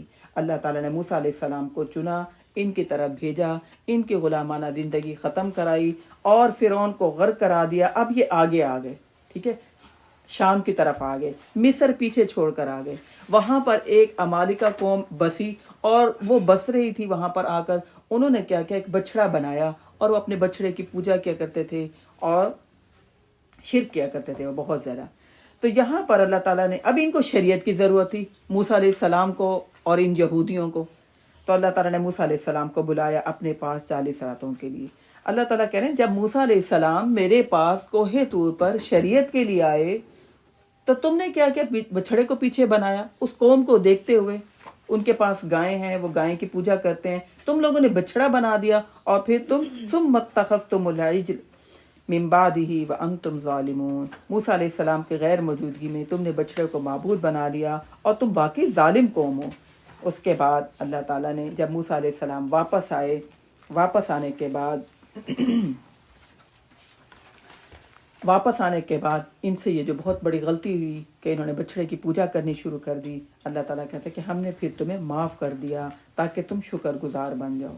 اور ہم نے موسیٰ علیہ السلام کو کتاب اور فرقان, یعنی کتاب اور فرق کرنے والی, حق اور باطل میں فرق کرنے والی, اب ہم نے تمہیں دی موسیٰ علیہ السلام کو کتاب, اور اب اللہ تعالیٰ کہہ رہے ہیں فرقان یعنی قرآن مجید میں اب تمہیں دے رہا ہوں الفرقان, حق اور باطل میں تمیز کرنے کے لیے تاکہ تم اب ہدایت پا سکو. پہلے بھی تمہارے پاس کتاب تھی تورات, اب فرقان قرآن مجید آ گیا تمہارے پاس تاکہ تم اب ہدایت پا جاؤ. لیکن انہوں نے کیا کیا, موسیٰ علیہ السلام وَإِذْ قَالَ مُوسَىٰ لِقَوْمِهِ, پھر اللہ تعالیٰ وہی پھر تاریخ والا دوبارہ پچھلا واقعہ شروع کر رہے ہیں. اور جب کہا موسیٰ علیہ السلام نے اپنی قوم سے, اے میری قوم, بے شک تم نے بچڑے کو معبود بنا دیا, ٹھیک ہے, اس کے پوجا کر کے تم نے بہت اپنے جان پر ظلم کیا, لہذا فَتُوبُوا إِلَىٰ بَارِئِكُمْ, اپنے خالق پیدا کرنے والے کی طرف اب تم لوٹو, فَاقْتُلُوا أَنفُسَكُمْ, اپنی جانوں کو ہلاک کرو. اب ان کی سزا یہ تھی, یہ دیکھیے شرک کی سزا اس قوم میں اللہ تعالیٰ نے یہ دی کہ اب تم نے قتل کرنا ہے. لہذا کہتے کہ ان کے 3 گروہ بن گئے. ایک تو وہ تھے جو گائے کی پوجا یعنی بچھڑے کی پوجا کرتے تھے, دوسرا گروہ وہ تھا جو انہیں منع کرتا تھا, تیسرا گروہ نہ منع کرتا تھا نہ پوجا کرتا تھا, ٹھیک ہے. تو اللہ تعالیٰ نے ان سے کہا کہ تم آپس میں اب قتل کرو. تو پھر ہوا یہ کہ جو پوجا کرتا تھا اور جو منع نہیں کرتا تھا, منع نہ کرنے والوں نے ان کو قتل کیا, اگرچہ اپنے قریبی لوگ ہی کیوں نہیں تھے, رشتہ دار ہی کیوں نہیں تھے. ان کے لیے اللہ نے یہ سزا مقرر کی کہ جو منع نہیں کرتے تھے اور جنہوں نے پوجا کی وہ ان کو قتل کریں گے. تو پھر ذالکم خیر لکم عند بارئکم, تمہارے رب کی ہاں تمہارے لیے یہ بات تمہارے حق میں بہتر ہے. اللہ نے پھر تمہاری یہ توبہ قبول کر لی. بے شک انہ هو التواب الرحیم, بے شک اللہ توبہ قبول کرنے والا اور رحم کرنے والا ہے. اور جب تم نے موسیٰ سے کہا کہ ہم تو جب تک اللہ کو اعلانیہ نہ دیکھ لیں, دیکھیے ذرا حالت ان کی دیکھیے, ایک غلطی کرتے ہیں اور پھر اللہ تعالیٰ ان کی توبہ پھر قبول کرتے ہیں, پھر جب معافی مانگتے ہیں اللہ تعالیٰ توبہ قبول کر لیتے ہیں, پھر اس کے بعد پھر نئی باتیں نکالتے ہیں. پھر اب کیا شریعت تو مل گئی, اب شریعت ملنے کے بعد کہنے لگے موسیٰ ہمیں کیسے پتہ چلے گا کہ اللہ نے تمہیں یہ شریعت دی ہے, ہم ہرگز نہیں ایمان لائیں گے جب تک کہ ہم اللہ کو ظاہری نہ دیکھ لیں. فَأَخَذَتْكُمُ الصَّاعِقَةُ, پھر موسیٰ علیہ السلام ان کے بڑے سرداروں کو 70 سرداروں کو لے کر گئے کوہ طور پر. تو اللہ رب العزت کو تو کوئی بھی انسانی آنکھ نہیں دیکھ سکتی. تو پھر جب لے کر گئے تو پھر اللہ رب العزت نے تھوڑی سی تجلی کی, تو فَأَخَذَتْكُمُ الصَّاعِقَةُ, دیکھتے ہی دیکھتے بجلی نے ان کو آ پکڑا. یعنی وہ پتہ نہیں کس قسم کی بجلی تھی جس سے یہ گر گئے, ہلاک ہو گئے, مر گئے. وَأَنْتُمْ تَنْظُرُونَ, اور تم دیکھ رہے تھے. پھر اس کے بعد موسیٰ علیہ السلام نے کہا یا اللہ, پہلے وہ میری بات نہیں مان رہے تھے, انہیں یقین نہیں آ رہا تھا کہ مجھے آپ نے شریعت دی ہے. موسیٰ کلیم اللہ تھے, تو کہنے لگے یا اللہ پہلے وہ میری بات نہیں مانتے تھے. اللہ تعالیٰ سے کلام کی, یا اللہ میں سردار لے کر آیا تھا تاکہ ان کا ایمان پختہ ہو, یہ کیا ہوا, یہ بھی مر گئے, اور اب میں جب واپس جاؤں گا تو قوم تو مجھ پر ایمان نہیں لائے گی. ثم بعثناکم من بعد موتکم, پھر ہم نے تمہاری موت کے بعد ہم نے تمہیں زندہ کر دیا تاکہ تم شکر گزار بن جاؤ. اللہ نے پھر ان کو زندہ کیا تاکہ موسیٰ علیہ السلام کے ساتھ وہ واپس جائیں. اب یہ واپس آ گئے. آنے کے بعد اب یہ جو ہے میدان میں سینیا میں یہ رہتے تھے, گھر کوئی نہیں تھا, سامان کوئی نہیں تھا. تو اللہ تعالیٰ نے ان کو کیا کیا, وَظَلَّلْنَا عَلَيْكُمُ الْغَمَامَ, اللہ تعالیٰ نے ان پر بادل کا سایہ کیے رکھا. یعنی گھر نہیں ہے تو بادلوں کا سایہ ہے, کوئی گرمی نہیں لگ رہی ان کو, کوئی ٹھنڈ نہیں لگ رہی. وَأَنزَلْنَا عَلَيْكُمُ الْمَنَّ وَالسَّلْوَىٰ، اور پھر اللہ تعالیٰ نے کہا کہ ہم نے تمہارے لیے من اور سلوا اتارا تھا. ٹھیک ہے، یعنی من جو تھا وہ میٹھی ڈش تھی، اور سلوا بٹیر جیسی یعنی کوئی گوشت کی طرح کوئی چیز تھی جو صبح یہ اٹھتے تھے تو فرش پر گرے ہوتے تھے اور پھر یہ اس کو اٹھا کر بھون کے کھا لیتے تھے. اللہ تعالیٰ نے ان کے خوراک کا بھی انتظام کیا. تو یہ ہم اللہ رب العزت کے یہودیوں پر جو احسانات تھے اللہ رب العزت ان کو یاد دلا رہے ہیں کہ ہم نے تمہیں من و سلوا تمہارے لیے اتارا، اور پھر ہم نے کہا کھاؤ پاکیزہ رزق جو ہم نے تمہیں دیا، لیکن وما ظلمونا ولکن کانوا انفسهم یظلمون، اور انہوں نے ہم پر کوئی ظلم نہیں کیا بلکہ یہ خود ہی اپنے اوپر ظلم کرنے والے تھے. اور پھر اس کے بعد اور جب ہم نے انہیں کہا کہ اس بستی میں داخل ہو جاؤ، اللہ رب العزت نے ان سے کہا کہ اب میدان میں تم لوگ رہ رہے ہو، ٹھیک ہے، تمہیں اب گھر بھی چاہیے، کھانے پینے کا تمہیں انتظام بھی کرنا ہے. اب تم ایسے کرو کہ واپس شام جاؤ اور وہاں کے لوگوں سے لڑائی کرو، اور جب تم لڑائی کرنے کے لیے جاؤ گے تو وہاں پر تم نے جاتے ہوئے حتتن کہنا ہے کہ اللہ ہمیں معاف کر دیں، ہمیں معاف کر دیں. یہ اتنی ان کے دل میں مال کی محبت تھی، اتنی مال کی محبت تھی کہ جب اللہ نے ان سے کہا کہ وَإِذْ قُلْنَا ادْخُلُوا هَٰذِهِ الْقَرْيَةَ، اللہ تعالیٰ کہتے ہیں جب ہم نے ان سے کہا کہ واپس اس بستی میں جاؤ، کھاؤ اس میں سے خوب جی بھر کے، حَيْثُ شِئْتُمْ رَغَدًا، جتنا تمہارا دل چاہے خوب سیر ہو کر کھانا، اور تم نے داخل ہونا ہے دروازے میں اور تم نے یہ کہتے ہوئے جانا ہے حتتن بخش دیجئے، نغفر لکم، ہم تمہاری خطاؤں کو معاف کر دیں گے. اور ہم نیک لوگوں کو مزید احسان کرتے ہوتے ہیں نیک لوگوں پر، لیکن چونکہ ان کے دل میں دنیا کی محبت تھی، مال کھانا خوراک گھر سامان، یہ ان کے دل میں محبت تھی، تو ان ظالموں نے وہ بات بدل دی جو اللہ تعالیٰ نے کہی تھی. اور پھر اللہ تعالیٰ کہتے ہیں فَأَنزَلْنَا عَلَى الَّذِينَ ظَلَمُوا رِجْزًا، یہ کہتے ہوئے چلے ہنتتن، گندم چاہیے ہمیں، کھانا چاہیے ہمیں، پیسہ چاہیے ہمیں، شہرت چاہیے ہمیں، عہدہ چاہیے، جیسے کہ انسان کی فطرت ہے، دنیا کے لیے مر مٹتا ہے. تو یہ بھی یہی کہتے ہوئے گئے. تو اللہ تعالیٰ کہتے ہیں پھر ہم نے کیا کیا، ظَلَمُوا رِجْزًا مِّنَ السَّمَاءِ، ہم نے ان کی نافرمانیوں کی وجہ سے آسمان سے عذاب ان پر نازل کر دیا. یعنی سزا کے طور پر حدیث میں آتا ہے کہ اللہ تعالیٰ نے طاعون کی بیماری نازل فرمائی جس کے مطابق 70,000 یہودی مر گئے، اللہ نے عذاب ان پر نازل کیا. چلو جی پھر بھی یہ رہ گئے اسی میدان میں. پھر کہنے لگے موسیٰ اب کیا کریں، پانی نہیں، یعنی انہوں نے وہ جنگ نہیں کی جو اللہ نے کہا تھا نا جہاد کرو گے جاؤ گے وہ تمہیں علاقہ مل جائے گا، اس علاقے کو فتح کرو گے تمہیں سب کچھ مل جائے گا. تو انہوں نے وہ اللہ کی نافرمانی کی اپنی مرضی سے اور لفظ بنا دیا. تو پھر اللہ تعالیٰ نے ان کے اوپر عذاب بھیجا جس سے ان میں سے بہت سارے 70 یہودی مارے گئے. اب یہ پھر اسی جزیرہ نما سینا میں میدان میں رہ رہے تھے. اب کہنے لگے موسیٰ وَإِذِ اسْتَسْقَىٰ مُوسَىٰ لِقَوْمِهِ، اپنی قوم کے لیے پانی کے لیے اللہ سے دعا تو کریے کہ پانی اللہ تعالیٰ دیں.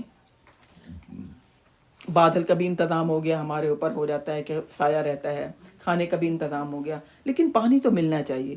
تو پھر اللہ تعالیٰ نے موسیٰ علیہ السلام سے کہا کہ ہم نے کہا فلاں چٹان پر اپنا عصا مارو. چنانچہ اس چٹان پر 12 چشمے پھوٹ پڑے. 12 قبیلے تھے. موسیٰ علیہ السلام کو اللہ تعالیٰ نے کہا کہ پتھروں کے اوپر، ہر پتھر کے اوپر اپنا عصا مارو، اور پھر جیسے انہوں نے عصا مارا پتھر سے چشمہ پھوٹ پڑا، پانی نکلنے لگا. یہ 12 کے 12 قبیلے تھے اور 12 کے 12 چشمے بن گئے.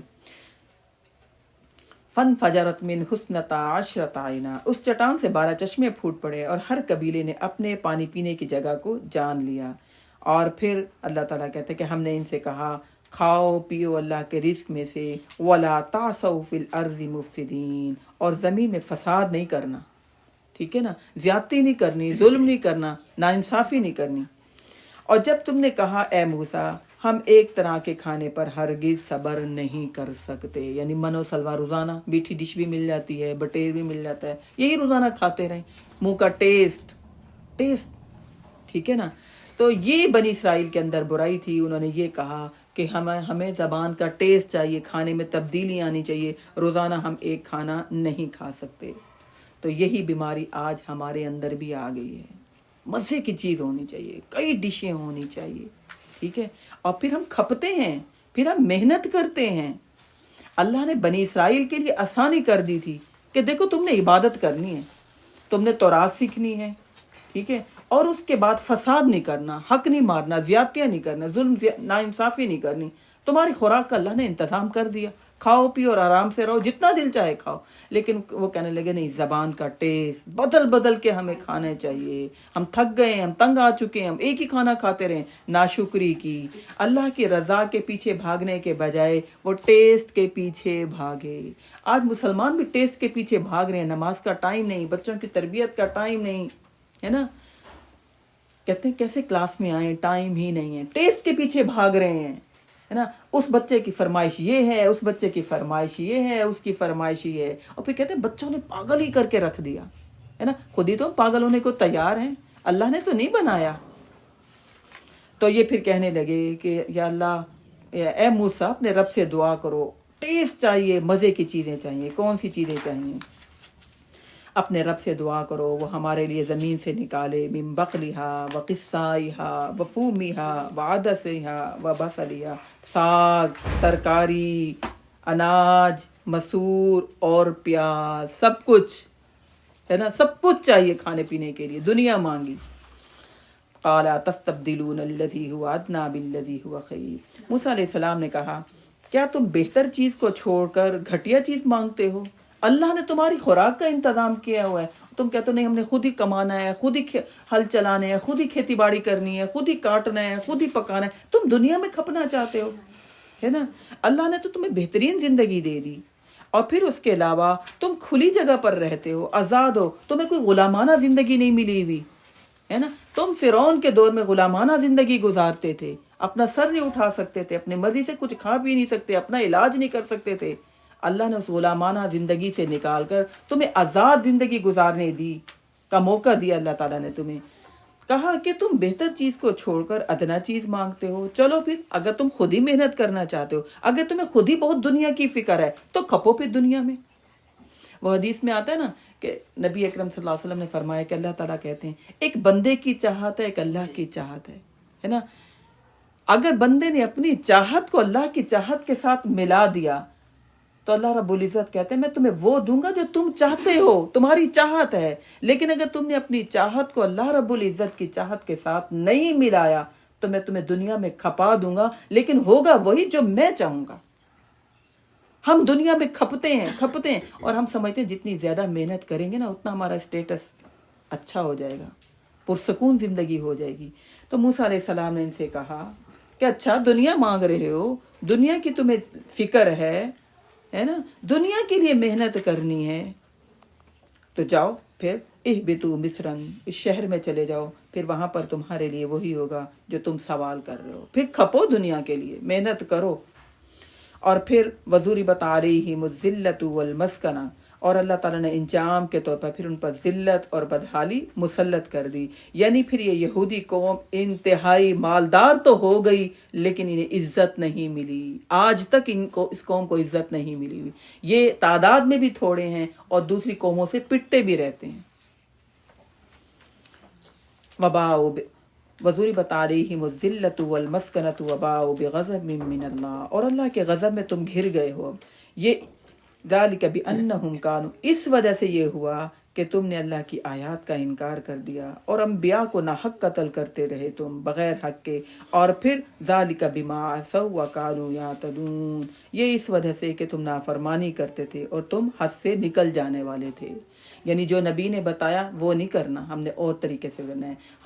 ہمیں زیادہ سوٹ یہ کرتا ہے، ہمیں زیادہ اچھا یہ لگتا ہے، ہمارے خاندان کے طریقے یہ ہیں، ہمارے معاشرے میں یہ ہیں. تو پھر تم جو ہو وہ طریقے تم اپنا لیتے ہو. تو لہذا قصہ آدم و ابلیس سے ہم نے پڑھا کہ شیطان نے ایک غلطی کی تھی، ایک نافرمانی کی تھی، سجدہ نہیں کیا تھا. اس کو دھتکار قیامت تک کے لیے مل گئی. ہم کہتے ہیں یہ بات نفل ہے، فرض ہے، واجب ہے، سنت ہے، بتائیں لازمی ہے کہ نہیں ہے، کوئی فرق پڑے گا کہ نہیں پڑے گا، کریں کہ نہ کریں. ہم یہ بات سوچتے ہیں ایک نافرمانی کی سزا. اور ہم یعنی ویسے تو ہم آدم ہیں، یعنی بھول جانے والے، نسیان ہمارے اندر ہے، لیکن جو جان بوجھ کر جو ہم غلطیاں کرتے ہیں اور کئی کر لیتے ہیں پتہ کتنے اللہ رب العزت ہم سے ناراض ہوتے ہوں گے.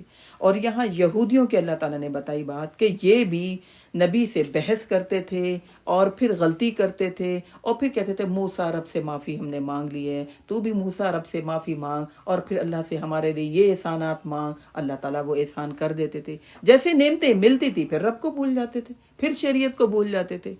تو ایسا ہم نے نہیں کرنا جو ہم ان کی غلطیاں پڑھتے ہوئے جا رہے ہیں، کیونکہ ہم نے اللہ رب العزت سے کہا ہے اہدنا الصراط المستقیم صراط الذین انعمت علیہم غیر المغضوب علیہم ولا الضالین. یا اللہ ہم نے یہودیوں والے کام نہیں کرنے، یا اللہ ہم نے نصارہ والے کام نہیں کرنے. جو آپ ہمیں ان کی ہسٹری بتا رہے ہیں ہم اس سے واقعی بچنا چاہتے ہیں. یا اللہ ہم نے دعا بڑی التجا کے ساتھ آپ سے کہی اہدنا الصراط المستقیم. یا اللہ انعام یافتہ لوگوں کے ہمیں راستہ دکھا دے. ان الذین آمنوا والذین ہادوا، بے شک وہ لوگ جو ایمان لائے اور وہ لوگ جو یہودی ہیں اور جو لوگ نصارہ ہیں اور جو لوگ صابی ہیں. یہودی تو وہ تھے جو موسیٰ علیہ السلام پر ایمان لائے تھے، اور نصارہ وہ جو اللہ کے مددگار عیسیٰ علیہ السلام کے مددگار بنے تھے، وہ عیسائی. اور صابی کہتے تھے ان کو جو آتش پرست ہوتے تھے یا ستارہ پرست ہوتے تھے اس دور میں، ان کو صابی کہا کرتے تھے. تو اللہ تعالیٰ کہہ رہے ہیں کہ جو بھی ہیں، چاہے یہودی ہیں، چاہے نصارہ ہیں، چاہے صابی ہیں، سب کے لیے شرط یہ ہے نبی اکرم صلی اللہ علیہ وسلم کے آنے کے بعد جو اللہ پر ایمان لائے گا اور آخرت پر ایمان لائے گا اور اب ان کی شریعت پر ایمان لائے گا اور اچھے عمل کرے گا تو ان کے لیے اجر ہے ان کے رب کے پاس. پھر ان کو نہ ہی کسی قسم کا خوف ہوگا اور نہ ہی وہ غمگین ہوں گے. یعنی چاہے یہودی ہوں یا کسی بھی فرقے سے تعلق رکھتے ہوں، عمل تو کرنا ہی ہے. نجات صرف عمل کی بنا پر ہوگی. اعلیٰ خاندان سے نسبت ہونا اس سے نجات نہیں ہوگی. کہتے نا ہم تو ہمارے خاندان میں تو سارے حافظ ہیں، ہم تو شہیدوں کے خاندان سے ہیں. ہماری آپ کو پتہ ہے نسل جا کر نبی اکرم صلی اللہ علیہ وسلم کے ساتھ ملتی ہے. بھئی عمل بھی تو کریں نا، نسبت جوڑیں پھر اعمال سے. نبی اکرم صلی اللہ علیہ وسلم نے اپنی پھپھی سے اپنی بیٹی فاطمہ سے کہا کہ دیکھو یہ نہ سمجھنا کہ تمہاری نسبت میرے ساتھ ہے. اپنی بیٹی سے بھی کہا، اپنی پھپھی سے بھی کہا اپنے اپنے اعمال. قیامت والے دن نجات ہوگی تو اعمال کے بنا پر ہوگی. لہذا ان بنی اسرائیل کی تاریخ، ان کی غلطیاں، ان کی نافرمانیاں پڑھتے ہوئے ہم نے اپنا محاسبہ کرنا ہے. دیکھیے جب ہم قرآن پڑھتے ہیں نا، ہمارے اندر کی آواز ضرور ایک اٹھتی ہے، آتی ہے کہ میرے اندر تو یہ غلطی ہے. اس آواز کو سننا ہے. میں نے اور آپ نے، ہم سب نے خود سننا ہے. ہدی للمتقین، یہ کتاب متقی لوگوں کی رہنمائی کرتی ہے، اللہ سے ڈرنے والے لوگوں کی رہنمائی کرتی ہے. ہمارے جو دل میں آواز آئے نا وہ ہم سب نے سننا ہے کہ دیکھا میری یہ غلطی، اب تک یہ میں غلطی کرتی رہی، اس کو چھوڑنا ہے. تو یہ کتاب پھر ہماری رہنمائی کرتی ہے، پھر یہ کتاب ہماری اصلاح کرتی ہے. اللہ نے ہمارے سامنے نمونہ رکھ دیا کہ دیکھو ان قوموں کو میں نے ہٹا دیا، مغضوب بن گئے، گمراہ بن گئے، ذلت اور رسوائی ان پر مسلط کر دی. تم تو مسلمان ہو، تم تو امت محمدیہ ہو، تم نے ایمان لانا ہے اور ایمان لانے کے بعد تمہاری نجات اچھے اعمال پر ہے. اب امت محمدی اپنے آپ کو سمجھ کے تم نہ یہ سمجھتے رہو کہ تمہاری بخشش ہو جائے گی، تمہاری نبی اکرم صلی اللہ علیہ وسلم سفارش کر دیں گے. اعمال میں نے اور آپ نے، ہم سب نے اعمال کرنے ہیں اور اچھے اعمال کرنے ہیں. اگر کریں گے تو پھر اللہ تعالیٰ کہتا ہے بے فکر ہو جاؤ. فَلَهُمْ أَجْرُهُمْ عِنْدَ رَبِّهِمْ وَلَا خَوْفٌ عَلَيْهِمْ وَلَا هُمْ يَحْزَنُونَ. اللہ تمہاری ذرہ برابر نیکی کو بھی ضائع نہیں کریں گے. اجر ملے گا، صلہ ملے گا، انعام ملے گا تمہیں اللہ کے ہاں. اللہ کے ہاں تمہاری نیکیوں کی قدر کی جائے گی. اور اس کے علاوہ تم پر قیامت والے دن اللہ کے پاس جانے کے بعد جو تمہیں زندگی ملے گی نا جنت میں، پھر نہ ہی تمہیں کسی قسم کا خوف ہوگا اور نہ ہی تمہیں پچھلی باتوں پر تمہیں کسی قسم کا غم ہوگا. دنیا میں تو ہم اپنی پیسفل لائف کے لیے بڑی محنت کرتے ہیں، بڑی فکر ہوتی ہے، دن رات ایک کرتے ہیں، اس سے مشورہ کر رہے ہیں، اس سے مشورہ کر رہے ہیں، اس سے فون کر رہے ہیں، ہے نا. آپ نے یہ بہترین چیز کہاں سے لی، ہے نا، آپ نے کس ڈاکٹر کو دکھایا، آپ نے اپنا علاج کیسے کروایا. ہم بھی چاہتے ہیں ہماری بھی طبیعت ٹھیک ہو جائے، ہماری بھی زندگی سے تکلیفیں دور ہو جائیں، پریشانیاں دور ہو جائیں، بیماریاں دور ہو جائیں. آخرت کے لیے بھی پیسفل لائف گزارنے کے لیے فکر کرنی ہے میں نے اور آپ نے. اسی لیے تو ہم بیٹھے ہیں. ٹھیک ہے، تو اپنی ضمیر کی آواز ضرور سننی ہے، اپنی اصلاح کرنی ہے۔ نبی اکرم صلی اللہ علیہ وسلم نے فرمایا کہ دیکھو بنی اسرائیل، یہودیوں اور نصارہ عیسائی جو کریں گے، اگر وہ کسی بل میں بھی گھسیں گے نا، مجھے اپنی امت سے ڈر ہے وہ اس بل میں گھسیں گے، ویسے کام کریں گے۔ اور آج وہی ہو رہا ہے، کرتے ہیں، میڈیا کے ذریعے وہاں کی باتیں ہم تک پہنچ رہی ہوتی ہیں، اور ہم بڑے فخر سے کہتے ہیں اب بیبی شاور ہے نا، اب یہ جو ہے، اب یہ فنکشن ہے، اب یہ چلو ہم ہندوؤں کے ساتھ تو رہتے تھے، وہ ہمارے اندر تھیں، مائیوں، مہندی، مکلاوے، یہ سب ہمارے اندر، چلو اب تو ان کی بھی ہمارے اندر باتیں آتی جا رہی ہیں۔ لہذا اللہ تعالیٰ کہہ رہے ہیں دیکھو بچ کے رہو، جو انہوں نے کیا وہ تم نہ کرو۔ اور پھر دیکھو اللہ تعالیٰ کہہ رہے ہیں کہ دیکھو تو وہ تو ایسی قوم تھی، وَإِذْ أَخَذْنَا مِيثَاقَكُمْ، ہم نے ان کو شریعت پر لانے کے لیے یہ بھی کیا کہ ہم نے ان کے اوپر طور پہاڑ کو بلند کیا اور ان سے پختہ عہد لیا کہ ہم نے جو تمہیں کتاب دی ہے اس کو تم مضبوطی سے تھامے رکھو گے، اس پر عمل کرو گے جو اس میں احکام ہیں۔ وَاذْكُرُوا مَا فِيهِ لَعَلَّكُمْ تَتَّقُونَ، انہیں یاد رکھو اور تم متقی بنو۔ طور پہاڑ کو ان کے اوپر کر دیا، دیکھو یہ تمہارے پر گرا دیں گے ہم، عمل کرو گے کہ نہیں کرو گے؟ موسیٰ علیہ السلام جو شریعت لے کر آئے تورات، اس کو مانو گے؟ کہنے گے ہاں مانیں گے۔ اللہ نے طور پہاڑ کو نیچے کر دیا۔ اللہ کے لیے کچھ مشکل ہے نا؟ ایسے جیسے ہم پر بیماری آتی ہے، ہم اللہ اللہ کر رہے ہوتے ہیں، کیا کرتے ہیں؟ چلو بھائی ختم کروا دیں، چلو بھائی اس کو کہیں دعا کر لیں، چلو بھائی صدقہ کر لیں، اور پھر جیسے ہی وہ پریشانی تکلیف دور ہوتی ہے، اپنے گھر ہم بناتے ہیں، ہم جو بچوں کے پھر شادیاں کرتے ہیں، کوئی گناہ ہم چھوڑتے ہی نہیں ہیں، ہمیں یاد ہی نہیں ہوتا کہ ہم نے اللہ سے کہا تھا کہ اللہ تو اولاد دے، اولاد نہیں مل رہی، جب ملی تو ہم نے ایسا نافرمان بنایا، اور پھر ہم نے کہا کہ اولاد کی خاطر تو یہ کرنا پڑتا ہے نا، اولاد کی محبت میں کیا کچھ کرنا پڑتا ہے، ہم نے اللہ کی محبت تو ایک سائڈ پر رکھ دیا، ہم نے اللہ کے احسانات کو ایک سائڈ پر رکھ دیا ہے نا۔ جب بھی کوئی پریشانی آتی ہے تو پھر ہم اللہ اللہ کر رہے ہوتے ہیں، رو رہے ہوتے ہیں، دعائیں مانگ رہے ہوتے ہیں، نمازیں پڑھ رہے ہوتے ہیں، تہجدیں پڑھ رہے ہوتے ہیں، دوسروں سے بھی کہہ رہے ہوتے ہیں، لیکن جیسے ہی وہ پریشانی دور ہوتی ہے ہم تکبر میں مبتلا ہو جاتے ہیں۔ ہم کہتے ہیں دنیا کو بتائیں کہ ہم بھی کوئی چیز ہیں، ہمارے پاس بھی پیسہ ہے، ہم بھی تعلیم یافتہ ہیں، ہمیں بھی مینرز آتے ہیں، اور پھر ہم ایسے فنکشن کرتے ہیں کہ دنیا دنگ رہ جاتی ہے۔ تو یہ اللہ تعالیٰ نے ان کے اوپر طور کو پہاڑ کو کیا، اور کہنے لگے یا اللہ مان جائیں گے، تورات پر عمل کریں گے، اللہ نے طور پہاڑ کو نیچے کر دیا، ٹھیک ہے۔ اور پھر اس کے بعد پھر اللہ تعالیٰ کہہ رہے ہیں پھر کیا کیا انہوں نے، ثم تولیتم من بعد ذلک، وہی روش، دنیا کی محبت، نافرمانیاں، سرکشیاں، اللہ کی کسی بات کو نہیں ماننا، دنیا کی محبت میں گھرے رہنا۔ اور پھر اللہ تعالیٰ کہتے ہیں فلولا فضل اللہ علیکم، اگر اللہ کا فضل اور رحمت نہ ہوتی تم پر تو تم واقعی خسارہ اٹھانے والے ہو جاتے۔ اللہ نے پہاڑ کو نیچے کر کے تمہیں دوبارہ موقع دیا، اگر اللہ موقع نہ دیتے تو تمہاری تو اینڈ ہو چکا تھا۔ اور پھر اس کے بعد یہاں سے اللہ تعالیٰ پھر ان کو کہہ رہے ہیں کہ وَلَقَدْ عَلِمْتُمُ الَّذِينَ اعْتَدُوا مِنْكُمْ، تم ان لوگوں کو بھی تو جانتے ہو جنہوں نے ہفتے کے بارے میں زیادتی کی۔ اللہ نے ان سے کہا کہ دیکھو ہفتے کا دن جو ہے نا وہ تمہارے لیے برکت والا دن ہے، جیسے ہمارے لیے کون سا دن ہوتا ہے؟ جمعے کا دن۔ ان یہودیوں کے لیے برکت والا جو دن تھا وہ ہفتے کا دن تھا۔ ان کے لیے مشکل یہ تھی کہ ہفتے والے دن یہ کوئی دنیاوی کام نہیں کر سکتے تھے، صرف انہوں نے عبادت کرنی ہوتی تھی۔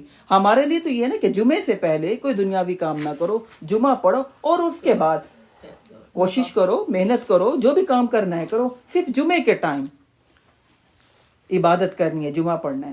تو ان کے لیے ہفتے کا دن تھا، لیکن انہوں نے اس حرمت کا بھی خیال نہیں رکھا۔ انہوں نے کیا کیا؟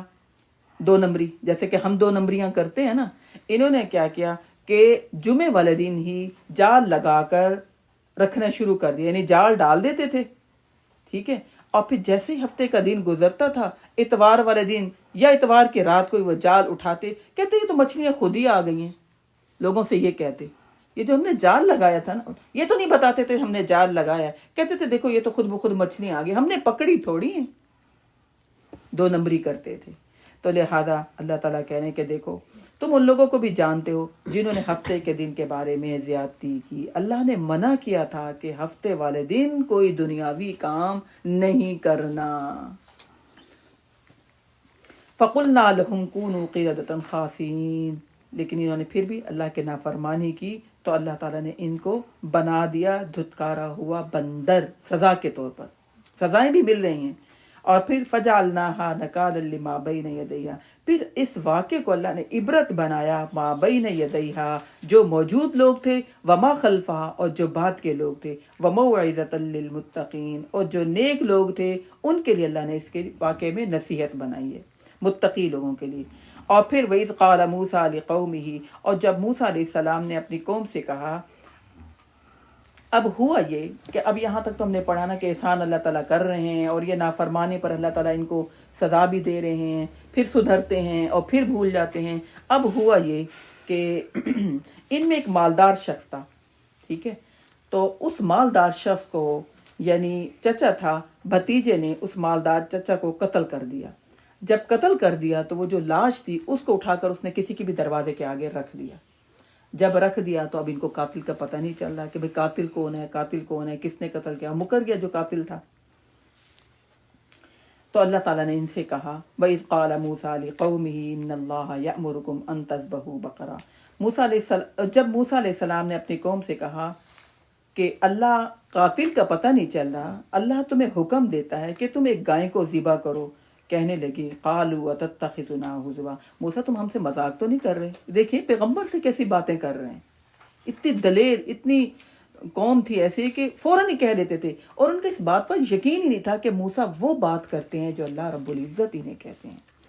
انہوں نے یہ بات اس لیے کہی کہ ان کے دلوں میں گائے کی محبت تھی۔ یہ دوسری قوموں کو جب گائے کی عبادت کرتے ہوئے دیکھتے تھے تو ان کے دلوں میں بھی گائے کی محبت، اس کا تقدس آ گیا تھا، یہ اس کو اپنا خدا سمجھتے تھے۔ اللہ نے ان کے دلوں سے گائے کی محبت کو نکالنے کے لیے، ان کے دلوں سے گائے کی پوجا جو کرتے تھے اس کا تقدس نکالنے کے لیے اللہ نے بھی ان سے امتحان لیا۔ امتحان کیسا لیا؟ اللہ نے کہا اس گائے کو ذبح کرو۔ اب تو پڑ گئی انہیں مشکل کہ گائے کو کیسے ذبح کریں، یہ تو تقدس والی ہے، اور یہ تو ان کے دلوں میں یہ بات تھی یہ تو ہمارا خدا ہے، بہت بڑی یہ چیز ہے۔ تو موسیٰ علیہ السلام نے ان سے کہا کہ دیکھو تم نے اب گائے ذبح کرنی ہے۔ یہ اتنے زیادہ سوال کرتے تھے، اس لیے سوال کرتے تھے کہ موسیٰ علیہ السلام کو پتہ چلے کہ یہ تو ناممکن ہے، اس پر تو ہم عمل ہی نہیں کر سکتے۔ موسیٰ علیہ السلام آپ کو نہیں پتہ چلا؟ اتنا مشکل ہے اس پر عمل کرنا، جیسے کہ ہم کہتے ہیں کہ دین پر عمل کرنا کتنا مشکل ہے، اس بات پر ہم کوئی عمل کر سکتے ہیں کہ رزق حلال کمائیں، سچ بولیں، ٹھیک ہے نا، شرم و حیا میں رہیں، دنیاوی تعلیم مختصر چاہے ہو جائے لیکن دین کی تعلیم لازمی حاصل کریں۔ تو ہم کہتے ہیں لو آج کے دور میں یہ باتیں کیا عجیب سی لگتی ہیں۔ تو موسیٰ علیہ السلام سے یہ کہنے لگے کہ آپ بڑے عجیب یہ ہمیں حکم دے رہے ہیں، اور پھر انہوں نے حجت بازی کے ساتھ بہت زیادہ سوال کرنے شروع کر دیے تاکہ عمل نہ کرنا پڑے اور ہماری مرضی کے مطابق موسیٰ کوئی نہ کوئی حکم لے آئے۔ لہذا کہنے لگے اے موسیٰ علیہ السلام نے کہا کہ اللہ تمہیں حکم دیتا ہے گائے کو ذبح کرو۔ کہنے لگے موسیٰ مذاق تو نہیں کر رہے، گائے کو ہم ذبح کریں؟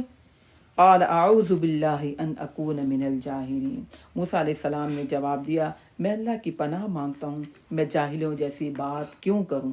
اب یہ دوسری دعا آ گئی قرآن مجید میں ترتیب کے لحاظ سے، پہلی دعا اہدنا الصراط المستقیم، دوسری دعا اعوذ باللہ ان اکون من الجاہلین، یا اللہ ہم آپ کی حفاظت میں آنا چاہتے ہیں، ہم جاہلوں جیسی، ہم نادانوں جیسی بے وقوفانہ باتیں، بے وقوفانہ سوال ہم نہ کیا کریں۔ یہ دوسری دعا آ گئی۔ اب پھر وہ کہنے لگے اپنے رب سے درخواست کرو کہ وہ ہم پر واضح کرے کہ وہ کیسی ہو، یعنی گائیں۔ موسیٰ علیہ السلام نے کہا کہ اللہ تعالیٰ فرماتے ہیں کہ وہ ایسی ہو جو نہ بوڑھی ہو اور نہ بچی ہو بلکہ جوان ہو، لہذا وہ تمہیں حکم دیتا ہے اب اس پر عمل کرو۔ وہ کہنے لگے اپنے رب سے اب دوبارہ درخواست کرو کہ وہ ہمیں بتائے کہ اس کی رنگت کیسے ہو۔ موسیٰ علیہ السلام نے جیسے کہا تھا ویسے مان لیتے، اب کہنے لگے چلو بھئی اب بتاؤ اس کی رنگت کیسے ہو۔ تو موسیٰ علیہ السلام نے کہا کہ اللہ فرماتا ہے کہ ایسے شوخ زرد رنگ کی ہو جو دیکھنے والوں کو اچھی لگے۔ اب پھر کہنے لگے اپنے رب سے دعا کرو کہ وہ ہمیں بتائے ان البقرہ تشابہ علینا، بے شک اب ہم پر تو بہت مشکل ہو گیا ہے ایسی گائے کو ڈھونڈنا۔ اور پھر انہوں نے کہا وَإِنَّا إِنشَاءَ لَمُهْتَدُونَ، اب اللہ جو بتائے گا نا انشاءاللہ ہم ضرور وہ کریں گے۔ اگر یہ انشاءاللہ نہ کہتے تو انہیں واقعی گائے نہ ملتی. انہوں نے انشاءاللہ کہہ دیا، اس وجہ سے پھر ان کو گائیں مل گئی. جب بھی کوئی قوم بہت سوال کرتی ہے تو پابندیاں بڑھتی چلی جاتی ہیں. اب انہوں نے کہا، موسیٰ علیہ السلام نے کہا کہ وہ گائیں ایسی ہو، انہا بقرۃ لا ذلول تثیر الارض ولا تسقی الحرث، جو نہ ہی وہ جوتتی ہو اور نہ ہی کھیتی کو پانی دیتی ہو، نہ ہی یعنی وہ کھیتی باڑی کرتی ہو اور نہ ہی وہ پانی دیتی ہو، اور اس کے علاوہ اس پر نہ ہی اس کو کسی کام میں لایا جاتا ہو. ولا تسقی الحرث مسلمۃ لا شیۃ فیہا، اور وہ صحیح سلامت ہو اور اس میں کوئی داغ دبا نہ ہو. اب کہنے لگے قالوا الآن جئت بالحق، موسیٰ اب بنی نا بات، اب صحیح بات لے کر آئے، اب بات کلیئر ہوئی. یعنی انہوں نے اپنے لیے اتنی مشکل کر دیا، اتنے سوال کر کے، اتنی حجت بازیاں کر کے، اللہ نے بھی پھر شرائط لگانا شروع کر دی. تو اب انہوں نے انشاءاللہ کہا تھا، تو اب جب لے کر آئے موسیٰ علیہ السلام نے یہ بات کہی، تو اب انہوں نے کہا کہ اب تم ٹھیک بات لے کر آئے ہو. فَذَبَحُوهَا وَمَا كَادُوا يَفْعَلُونَ، پھر انہوں نے وہ گائے ڈھونڈی اور پھر اس کو ذبح کیا، اور لگتا تھا کہ وہ ایسا قریب تھا کہ وہ نہ کرتے، لیکن انشاءاللہ کہا تھا، اس وجہ سے انہیں گائے مل گئی. پھر انہوں نے گائے کو ذبح کر کے اس کا گوشت جو مقتول تھا اس کے جسم کو لگایا، وہ زندہ ہوا، اور زندہ ہونے کے بعد اس نے اپنے قاتل کا بتا دیا نام کہ یہ میرا قاتل تھا. یہ واقعہ کرنے کا مقصد یہ تھا اللہ تعالیٰ کا کہ ان کے دلوں سے گائے کی محبت ختم ہو. ایک تو یہ مقصد تھا. دوسرا، ان کے ذہنوں میں یہ بات واضح ہو جائے کہ مرنے کے بعد اللہ رب العزت نے دوبارہ اٹھانا ہے. جب بھی کوئی قوم اللہ کے سیدھے سادے حکم کو سن کر اس پر بحث کرتی ہے، بڑا مشکل ہے اس پر عمل کرنا، ہے نا، پتہ نہیں حلال بھی ہے، پتہ نہیں حرام بھی ہے، کتنا لازمی ہے، میں کروں کہ نہ کروں، اللہ تعالیٰ کو غصہ تو نہیں آئے گا، ہے نا، تو وہ اتنا ہی مشکل ہو جاتا ہے عمل کرنا. ٹھیک ہے، تو حجت بازیاں سوال نہیں کرنی چاہیے. جیسے ہی حکم سنیں، مشکل ہے آپ کے لیے، اللہ سے مدد مانگیں، اللہ سے دعا کریں، یا اللہ آپ توفیق دیں، یا اللہ آپ مدد کریں، ہمارے دلوں کو تیار کریں، ہماری نیتوں کو تیار کریں، ہم اس پر عمل کریں. اگر ہم بھی بچے سے پانی مانگیں اور بچہ پوچھے اچھا آپ کو شیشے کے گلاس میں دیں، کون سے گلاس میں دیں، بڑے گلاس میں، چھوٹے گلاس میں، پھر ہم ایک جواب دیں گے. پھر وہ کہیں اچھا آپ نے چھوٹے بھائی سے کیوں نہیں کہہ دیا، پھر ہم ایک جواب دیں. پھر وہ تیسری بات کرے گا نا، ہم کہیں گے نہ لاؤ پانی، نہ پلاؤ، رہنے دو. تو جب بھی اللہ کا کوئی بھی ہم حکم سنتے ہیں نا، اور سننے کے بعد اس پر حجت بازی، بڑا مشکل ہے عمل کرنا، اور مشکل ہو جاتا ہے. سنیں اور سننے کے بعد نیت کریں یا اللہ ہم ضرور عمل کریں گے. آپ آسانیاں پیدا کریں، آپ ہمارے دل کو نرم کریں، آپ حالات بنائیں، ٹھیک ہے نا، آپ ہماری مدد کریں، ہمیں تیار کریں، ہم اس پر عمل کریں. اور اللہ پھر مدد کرتا ہے، پھر اللہ حالات بنا دیتا ہے، پھر آسانیاں ہونا شروع ہو جاتی ہیں.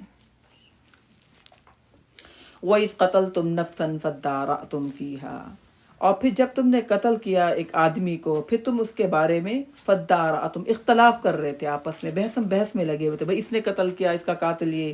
اور اللہ کہتا ہے وَاللَّهُ مُخْرِجٌ مَّا كُنتُمْ تَكْتُمُونَ، اور جو تم چھپانا چاہ رہے تھے اللہ نے اس بات کو ظاہر کر دیا.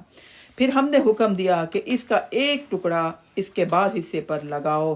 اسی طرح اللہ مردوں کو زندہ کرتا ہے، اور اللہ تمہیں نشانیاں دکھاتا ہے تاکہ تم عقل پکڑو. یہاں تک ان کا یہ واقعہ بتانے کے بعد، ٹھیک ہے، کہ قاتل کا پتہ کیسے چلا، ان کے دلوں سے گائے کی محبت اللہ تعالیٰ نے کیسے نکالی، یہ جو گائے کی پوجا کرتے تھے، اور یہ جو آخرت کے بارے میں ان کے ذہنوں میں مشکوک بات ہو گئی تھی کہ پتہ نہیں اٹھنا بھی ہے کہ نہیں اٹھنا. اللہ تعالیٰ ان یہودیوں کو یاد دلا رہے کہ دیکھو وہ واقعہ ہوا تھا نا، تمہارے سامنے اس قاتل کو ہم نے زندہ کیا تھا، تمہارا ایمان مضبوط کرنے کے لیے کہ مرنے کے بعد اللہ دوبارہ اٹھانے پر قادر ہے. دیکھو تمہارے دلوں میں جو گائے کی محبت تھی، اللہ نے اس گائے کی محبت کو ختم کرنے کے لیے تم سے ذبح کروائی گائیں، لیکن پھر تم ویسے کہ ویسے نافرمان ہو گئے. تمہارے دل سخت کیوں ہو گئے؟ اس آیت میں اللہ تعالیٰ کہہ رہے ہیں کہ حکم نہ ماننے کی وجہ سے دل سخت ہو جاتے ہیں، اور کسی کا تو تھوڑا سخت، کسی کا بہت زیادہ سخت. یہاں اللہ تعالیٰ میں مثالوں سے سمجھا رہے ہیں. ثم قست قلوبکم من بعد ذلک، پھر تمہارے دل سخت ہو گئے اس کے بعد، اتنے سخت فہی کالحجارہ، جیسے کہ پتھروں. پتھر کتنا سخت ہوتا ہے، اس کو مارنا پڑتا ہے، توڑنا پڑتا ہے، پتھر کی طرح تمہارے دل سخت ہو گئے، یا او اشد قسوہ، یا اس سے بھی زیادہ سخت۔ اور پھر اللہ تعالیٰ کہتے ہیں وَإِنَّ مِنَ الْحِجَارَةِ، پتھر تو پھر بھی ایسے ہوتے ہیں کہ ان میں سے نہریں پھوٹ پڑتی ہیں، ہے نا، اس میں سے پانی نکل آتا ہے، کوئی نہ کوئی سوراخ ہوتا ہے، اس میں سے جگہ بنا لیتا ہے پانی، اور پانی نکلنا شروع ہو جاتا ہے۔ وَإِنَّ مِنْهَا لَمَا يَشَّقَّقُ فَيَخْرُجُ مِنْهُ الْمَاءُ، اور کچھ ایسے ہوتے ہیں جو پھٹ جاتے ہیں، پتھر پھٹ بھی جاتے ہیں اور ان میں سے پانی نکلنے لگتا ہے، اور کچھ ایسے ہوتے ہیں جو اللہ کے ڈر سے بھی گر پڑتے ہیں۔ وَمَا اللَّهُ بِغَافِلٍ عَمَّا تَعْمَلُونَ، اللہ تمہارے اعمال سے غافل نہیں، ٹھیک ہے۔ تمہارے تو دل پتھر سے بھی زیادہ سخت ہو گئے۔ دل کب سخت ہو جاتے ہیں؟ جب انسان کے دل میں دنیا کی محبت اور لالچ آ جاتی ہے، پھر انسان کی آنکھوں سے آنسو نہیں نکلتے، اتنا دل سخت ہو جاتا ہے کہ انسان کو کسی کے معاملات دے کر، حالات دے کر بھی انسان کو ترس نہیں آتا، آنکھوں سے کوئی آنسو نہیں نکلتے۔ نبی اکرم صلی اللہ علیہ وسلم نے فرمایا اگر تم چاہتے ہو تمہارے دل سخت نہ ہو، مسکینوں کو کھانا کھلایا کرو، یتیم کے سر پر ہاتھ پھیرا کرو، ٹھیک ہے نا۔ جب انسان پھر دوسرے کا احساس کرتا ہے تو پھر دل سخت نہیں ہوتا، احساس ہوتا ہے انسان کو۔ تو اللہ تعالیٰ کہہ رہے تمہارے دل اتنے سخت ہو گئے، نافرمانیوں پہ نافرمانی، تم تو پتھر سے بھی زیادہ سخت ہو گئے۔ اور پھر اللہ تعالیٰ نے کہا پتھر بھی کچھ ایسے ہوتے ہیں جن میں سے پانی پھوٹ پڑتا ہے، نکل آتا ہے، بعض پتھر ٹوٹ جاتے ہیں اور بعض پتھر جو ہیں وہ اللہ کے ڈر سے، اللہ کے خوف سے گر جاتے ہیں۔ تم نافرمانیاں کر کر کے تمہارے دل بہت سخت ہو گئے۔ نبی اکرم صلی اللہ علیہ وسلم نے فرمایا جب انسان ایک گناہ کرتا ہے، دل پر ایک قطرہ لگتا ہے، اور پھر اس کے بعد پھر دوسرا گناہ کرتا ہے، پھر دل کالا ہوتا ہے، حتیٰ کہ انسان گناہ کرتا چلا جاتا ہے، دل پورا کالا سیاہ ہو جاتا ہے، اسے پرواہ نہیں ہوتی کہ اتنا گناہ ہے۔ اللہ تعالیٰ اس بات سے اتنے ناراض ہو جاتے ہیں۔ تو نبی اکرم صلی اللہ علیہ وسلم نے فرمایا دلوں کا زنگ قرآن کی تلاوت، اس کا تدبر، اس پر غور و فکر کرنے سے دلوں کا زنگ اترتا ہے۔ ایسے بیٹھے نہیں، ہم مسلمان ہیں، ہم متقی ہیں، پڑھے نہیں، ہم سمجھے نہیں، ہمارے دلوں سے زنگ اتر جائے، ہمیں پتہ چلے یہ اتنے بڑے گناہ کی بات ہے نا، اس سے تو اللہ تعالیٰ بہت ناراض ہوتے ہیں، اور ہم اس کو ہلکی سی بات سمجھ، کیا اس کا مذاق ہی تو اڑایا ہے، ہم حقیقت ہی تو بیان کر رہے ہیں، ہم کہتے ہیں۔ تو اللہ تعالیٰ کہہ رہے ہیں کہ جب تم ایک گناہ کرتے ہو اور اللہ سے معافی نہیں مانگتے، استغفار نہیں کرتے، تم گناہوں پہ گناہ کرتے چلے جاتے ہو۔ آج ہمارے معاشرے میں یعنی سمجھیے کہ یہود و نصارہ میں تو کچھ برائیاں تھی، آج ہمارے اندر تمام برائیاں آ گئی ہیں، رشتوں کی پہچان ختم ہو گئی۔ تو اللہ تعالیٰ کہہ رہے ہیں تم پتھروں سے بھی زیادہ سخت ہو گئے ہو۔ اس کے بعد اگلی آیت سے اللہ تعالیٰ بنی اسرائیل کی عوام کے جرائم اور ان کے علماء کے جرائم بتا رہے ہیں، ٹھیک ہے۔ افتطمعون ان یؤمنوا لکم وقد کان فریق منہم، کیا تم یہ امید رکھتے ہو کہ تمہاری خاطر یہ ایمان لے آئیں نا؟ کیا تم یہ توقع رکھتے ہو کہ وہ تمہاری خاطر ایمان لائے، حالانکہ ان میں سے ایک گروہ ایسا ہے جو اللہ کا کلام سنتے ہیں۔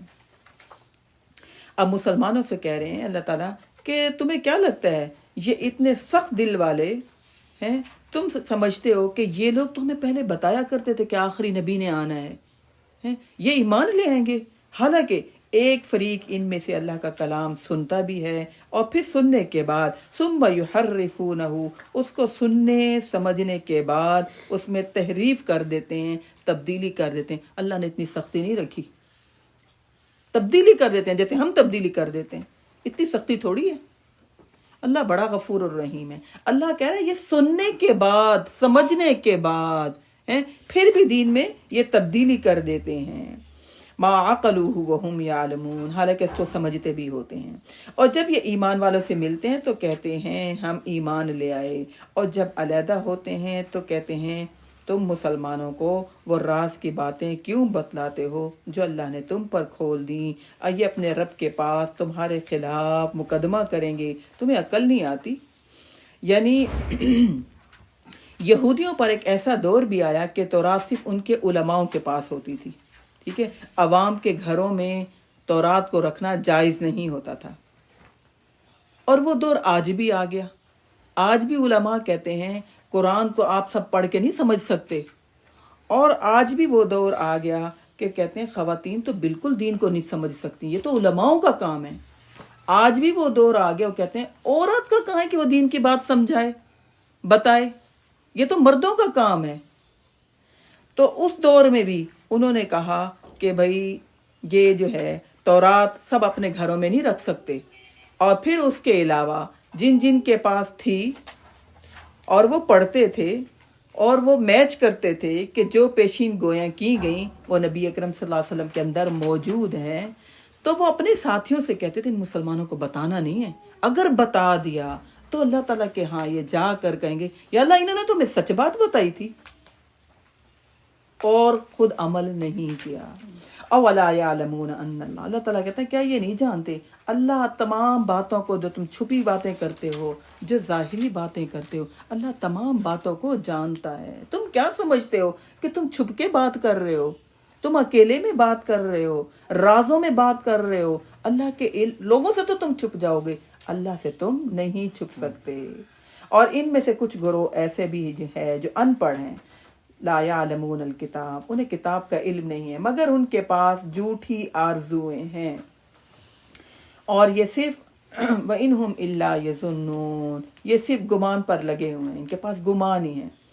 یعنی ان میں کچھ لوگ کہتے تھے کہ ہم نے 40 دن بچڑے کی پوجا کی تھی، اب اتنے ہی دن ہم آگ میں جلائے جائیں گے اور پھر اس کے بعد ہم جنت میں بھیج دیے جائیں گے. اللہ تعالیٰ کہہ رہے ہیں ان کے پاس نجات کے لیے صرف آرزویں ہیں کہ ہم انبیاؤں کی اولاد ہیں، ہمیں آگ نہیں چھوئے گی، ہم تو اللہ کے چہیتے ہیں. یہ تو اللہ تعالیٰ کہہ رہے ہیں ان کی صرف آرزویں ہیں. فَوَيْلٌ لِّلَّذِينَ يَكْتُبُونَ الْكِتَابَ، اب علماء کا حال یہ ہے کہ جو تحریف کرتے ہیں، اللہ تعالیٰ کہہ رہے ہیں ان کے لیے انجام ویل، جہنم کا سب سے نچلا حصہ. یہ اپنے ہاتھوں سے کتاب کو لکھ لیتے ہیں، پھر یہ کہتے ہیں یہ اللہ کی طرف سے ہے تاکہ اس سے تھوڑے سے قیمت لے سکیں، اور پھر افسوس ہے ان کے لیے، بربادی ہے ان کے لیے، انجام ہے ویل ان کا جو یہ اپنے ہاتھوں سے لکھتے ہیں، اور ویل ہے ان کا انجام جو یہ کمائی کر رہے ہیں الٹے طریقے سے، یعنی دین کو بیچ رہے ہیں.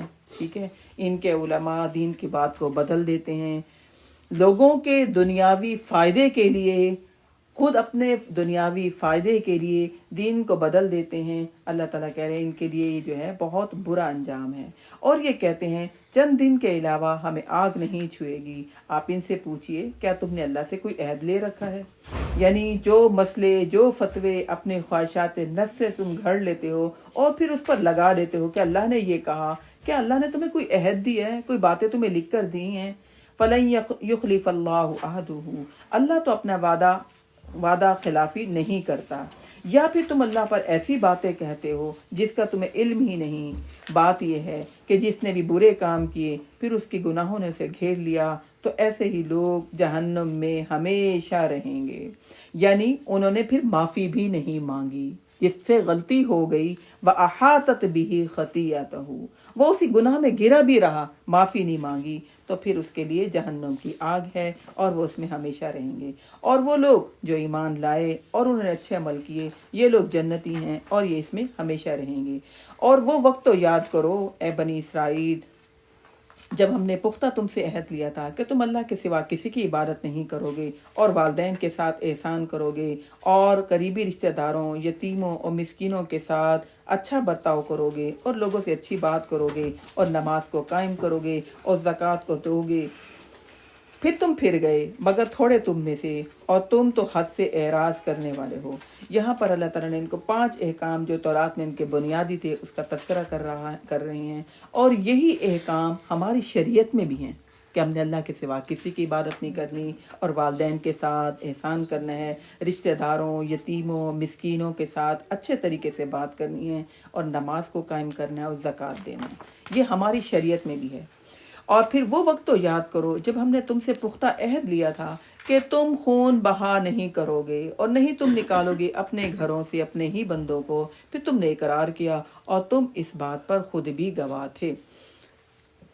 اور پھر تم ہی تو وہ لوگ ہو جو اپنوں کو قتل کرتے ہو اور اپنے ہی لوگوں میں سے کچھ کو ان کے گھروں سے نکال دیتے ہو، اور پھر تم تظاہرون علیہم بالاسم والعدوان، اور پھر تم ظلم اور زیادتی ان کے خلاف بڑھ چڑھ کر آتے ہو۔ اگر تم قیدی بن کر آئیں تو پھر تم فدیہ دے کر انہیں چھڑاتے ہو، حالانکہ اللہ نے ان کا نکالنا تم پر حرام کر دیا۔ یہاں پر اللہ تعالیٰ ان کو یہ واقعہ یاد دلا رہے ہیں۔ یہودیوں کے 3 قبائل تھے جو مدینہ میں رہتے تھے، ٹھیک ہے، یہ ہم پڑھتے ہیں بنو نذیر، بنو قینقا اور بنو قریظہ۔ یہ مشہور یہودیوں کے 3 قبیلے تھے جب نبی اکرم صلی اللہ علیہ وسلم ہجرت کر کے مدینہ میں آئے ہیں، بنو نذیر، بنو قریظہ اور بنو قینقا، ٹھیک ہے۔ اور مدینہ میں مشرکین جو 2 قبیلے تھے وہ اوس اور خزرج، وہ ہمیشہ آپس میں لڑتے ہی رہتے تھے، 10 سال ان کی لڑائیاں رہتی تھی، ہم نے یہ بات پڑھی ہوئی ہے۔ یہ بہت لڑتے تھے اوس اور خزرج، ٹھیک ہے، یہ کفار تھے۔ جو یہودی تھے یہ 3 قبیلے تھے۔ اب ان 3 قبیلوں نے کیا کیا کہ جو اوس کا قبیلہ تھا کفار میں سے، اس کے ساتھ تو مل گیا بنو قریظہ کا ایک قبیلہ یہودیوں کا، ٹھیک ہے، اور جو خزرج تھے ان کے ساتھ 2 قبیلے بنو نذیر اور بنو قینقا، یہ 2 قبیلے مل گئے۔ یعنی یہودیوں کے جو 3 قبیلے تھے وہ مشرکین کے جو قبیلے تھے، ایک قبیلے کے ساتھ ایک قبیلہ مل گیا اور ایک قبیلے کے ساتھ 2 قبیلے مل گئے، ٹھیک ہے نا، ان کے ساتھی بن گئے۔ اور پھر جب آپس میں لڑتے تو اپنے ہی ساتھی پکڑے جاتے، ٹھیک ہے نا، اپنے ہی ساتھیوں کو قتل ہی کرتے، پھر کہتے کہ قیدیوں کو تو آزاد کرانا چاہیے، اور پھر اپنے ہی ساتھیوں کو آزاد کرا دیتے۔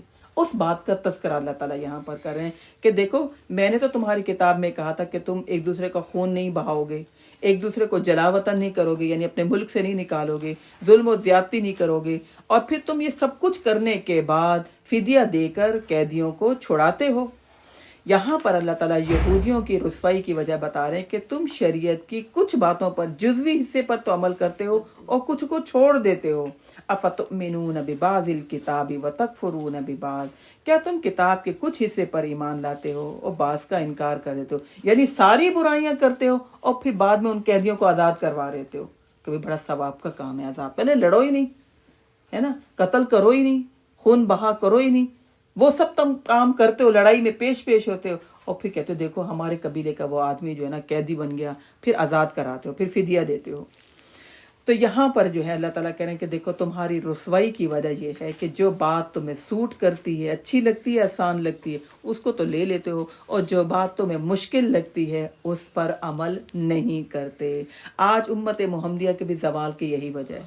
ہم اس بات پر لڑتے رہتے ہیں کہ قبلے کی طرف ٹانگیں نہیں کرنی چاہیے، ہم اس بات پر لڑتے رہتے ہیں قرآن کی طرف پیٹھ نہیں کرنی چاہیے، ٹھیک ہے نا، ہمیں پتہ ہی نہیں کہ جب ہماری شادیاں ہوتی ہیں، ہمارے فنکشن ہوتے ہیں، تب ہمارے قبلے کدھر ہوتے ہیں، تب ہمیں پتہ نہیں ہوتا۔ ہم اس بات پر آپ نے تو ٹانگیں کر دی، بہت بڑا آپ نے گناہ کر دیا، ہمیں پتہ ہی نہیں کہ قبلے کا مقصد اس رخ کی طرف منہ کر کے نماز پڑھنا ہے نا، ہم نے اہمیت اس بات پر دیتے ہیں ٹانگیں نہیں کرنی چاہیے، بھئی ٹانگیں نہیں کرنی چاہیے، لہذا اس کے علاوہ ہم نے اپنے اور بہت سے اپنے مرضی کے قبلے بنائے ہوتے ہیں۔ تو اللہ تعالیٰ کہہ رہے ہیں کہ دیکھو تم کتاب کے کچھ حصے پر تو ایمان لاتے ہو، کچھ کا انکار کر دیتے ہو۔ فما جزاء من یفعل منکم ذالک منکم، تو اللہ تمہیں کیا بدلہ دے اس بات کا کہ تم نے اپنی منمانیاں کی، ہاں، الا خزی فی الحیات الدنیا، اللہ تمہیں دنیا میں رسوا کرے گا، عزت نہیں دے گا۔ اپنی منمانی کی، جو باتیں آسان لگی ان پر عمل کیا، جو مشکل لگی تم نے کہا اس پر تو عمل نہیں ہم کر سکتے۔ اللہ کا حکم آسان بھی تھا اور مشکل حکم بھی اللہ کا ہے، اگرچہ معاشرے میں وہ کام کوئی کرتا ہو یا نہ کرتا ہو۔ تو اللہ تعالیٰ کہتے ہیں پھر میں تمہیں کیا بدلہ دوں تمہاری منمانی کا۔ وَيَوْمَ الْقِيَامَةِ يُرَدُّونَ إِلَىٰ أَشَدِّ الْعَذَابِ، اور قیامت کے دن تم سخت عذاب کی طرف دھکیل دیے جاؤ گے، اور جو بھی تم عمل کرتے ہو اللہ اس سے غافل نہیں ہے۔ یہی ہیں وہ لوگ جنہوں نے آخرت کے بدلے دنیا کی زندگی کو خریدا، لہذا ان سے قیامت والے دن نہ تو عذاب ہلکا کیا جائے گا اور نہ ہی یہ مدد کیے جائیں گے۔ یعنی جہنم کا عذاب پھر ملے گا اور جہنم کی یہ تکلیف بھی محسوس کریں گے اپنی منمانی کی وجہ سے، اور تکلیف بھی محسوس کریں گے۔ تو یہاں تک آج ہم پڑھیں گے، ٹھیک ہے۔ اللہ تعالیٰ مجھے اور آپ کو، ہم سب کو عمل کرنے کی توفیق عطا فرمائے۔ جو پڑھا ہوتا ہے وہ میں اس دن نہیں بتاتی کہ ہم نے سارا پیچھے کیا پڑھا، تاکہ آپ لوگ ایک دفعہ ایک نظر مار لیں، دیکھ لیں کہ ہم نے کیا پڑھا۔ کل انشاءاللہ جو ہے پھر ہم دیکھیں گے کہ پچھلا سبق میں ہم نے کیا پڑھا تھا۔ سبحانك اللهم وبحمدك نشهد أن لا إله إلا أنت نستغفرك ونتوب إليك. اللهم آنس وحشتي في قبري. اللهم ارحمني بالقرآن العظيم واجعله لي إماما ونورا وهدى ورحمة. اللهم ذكني منه ما نسيت وعلمني منه ما جهلت وارزقني تلاوته آناء الليل وآناء النهار واجعله لي حجة یا رب العالمین.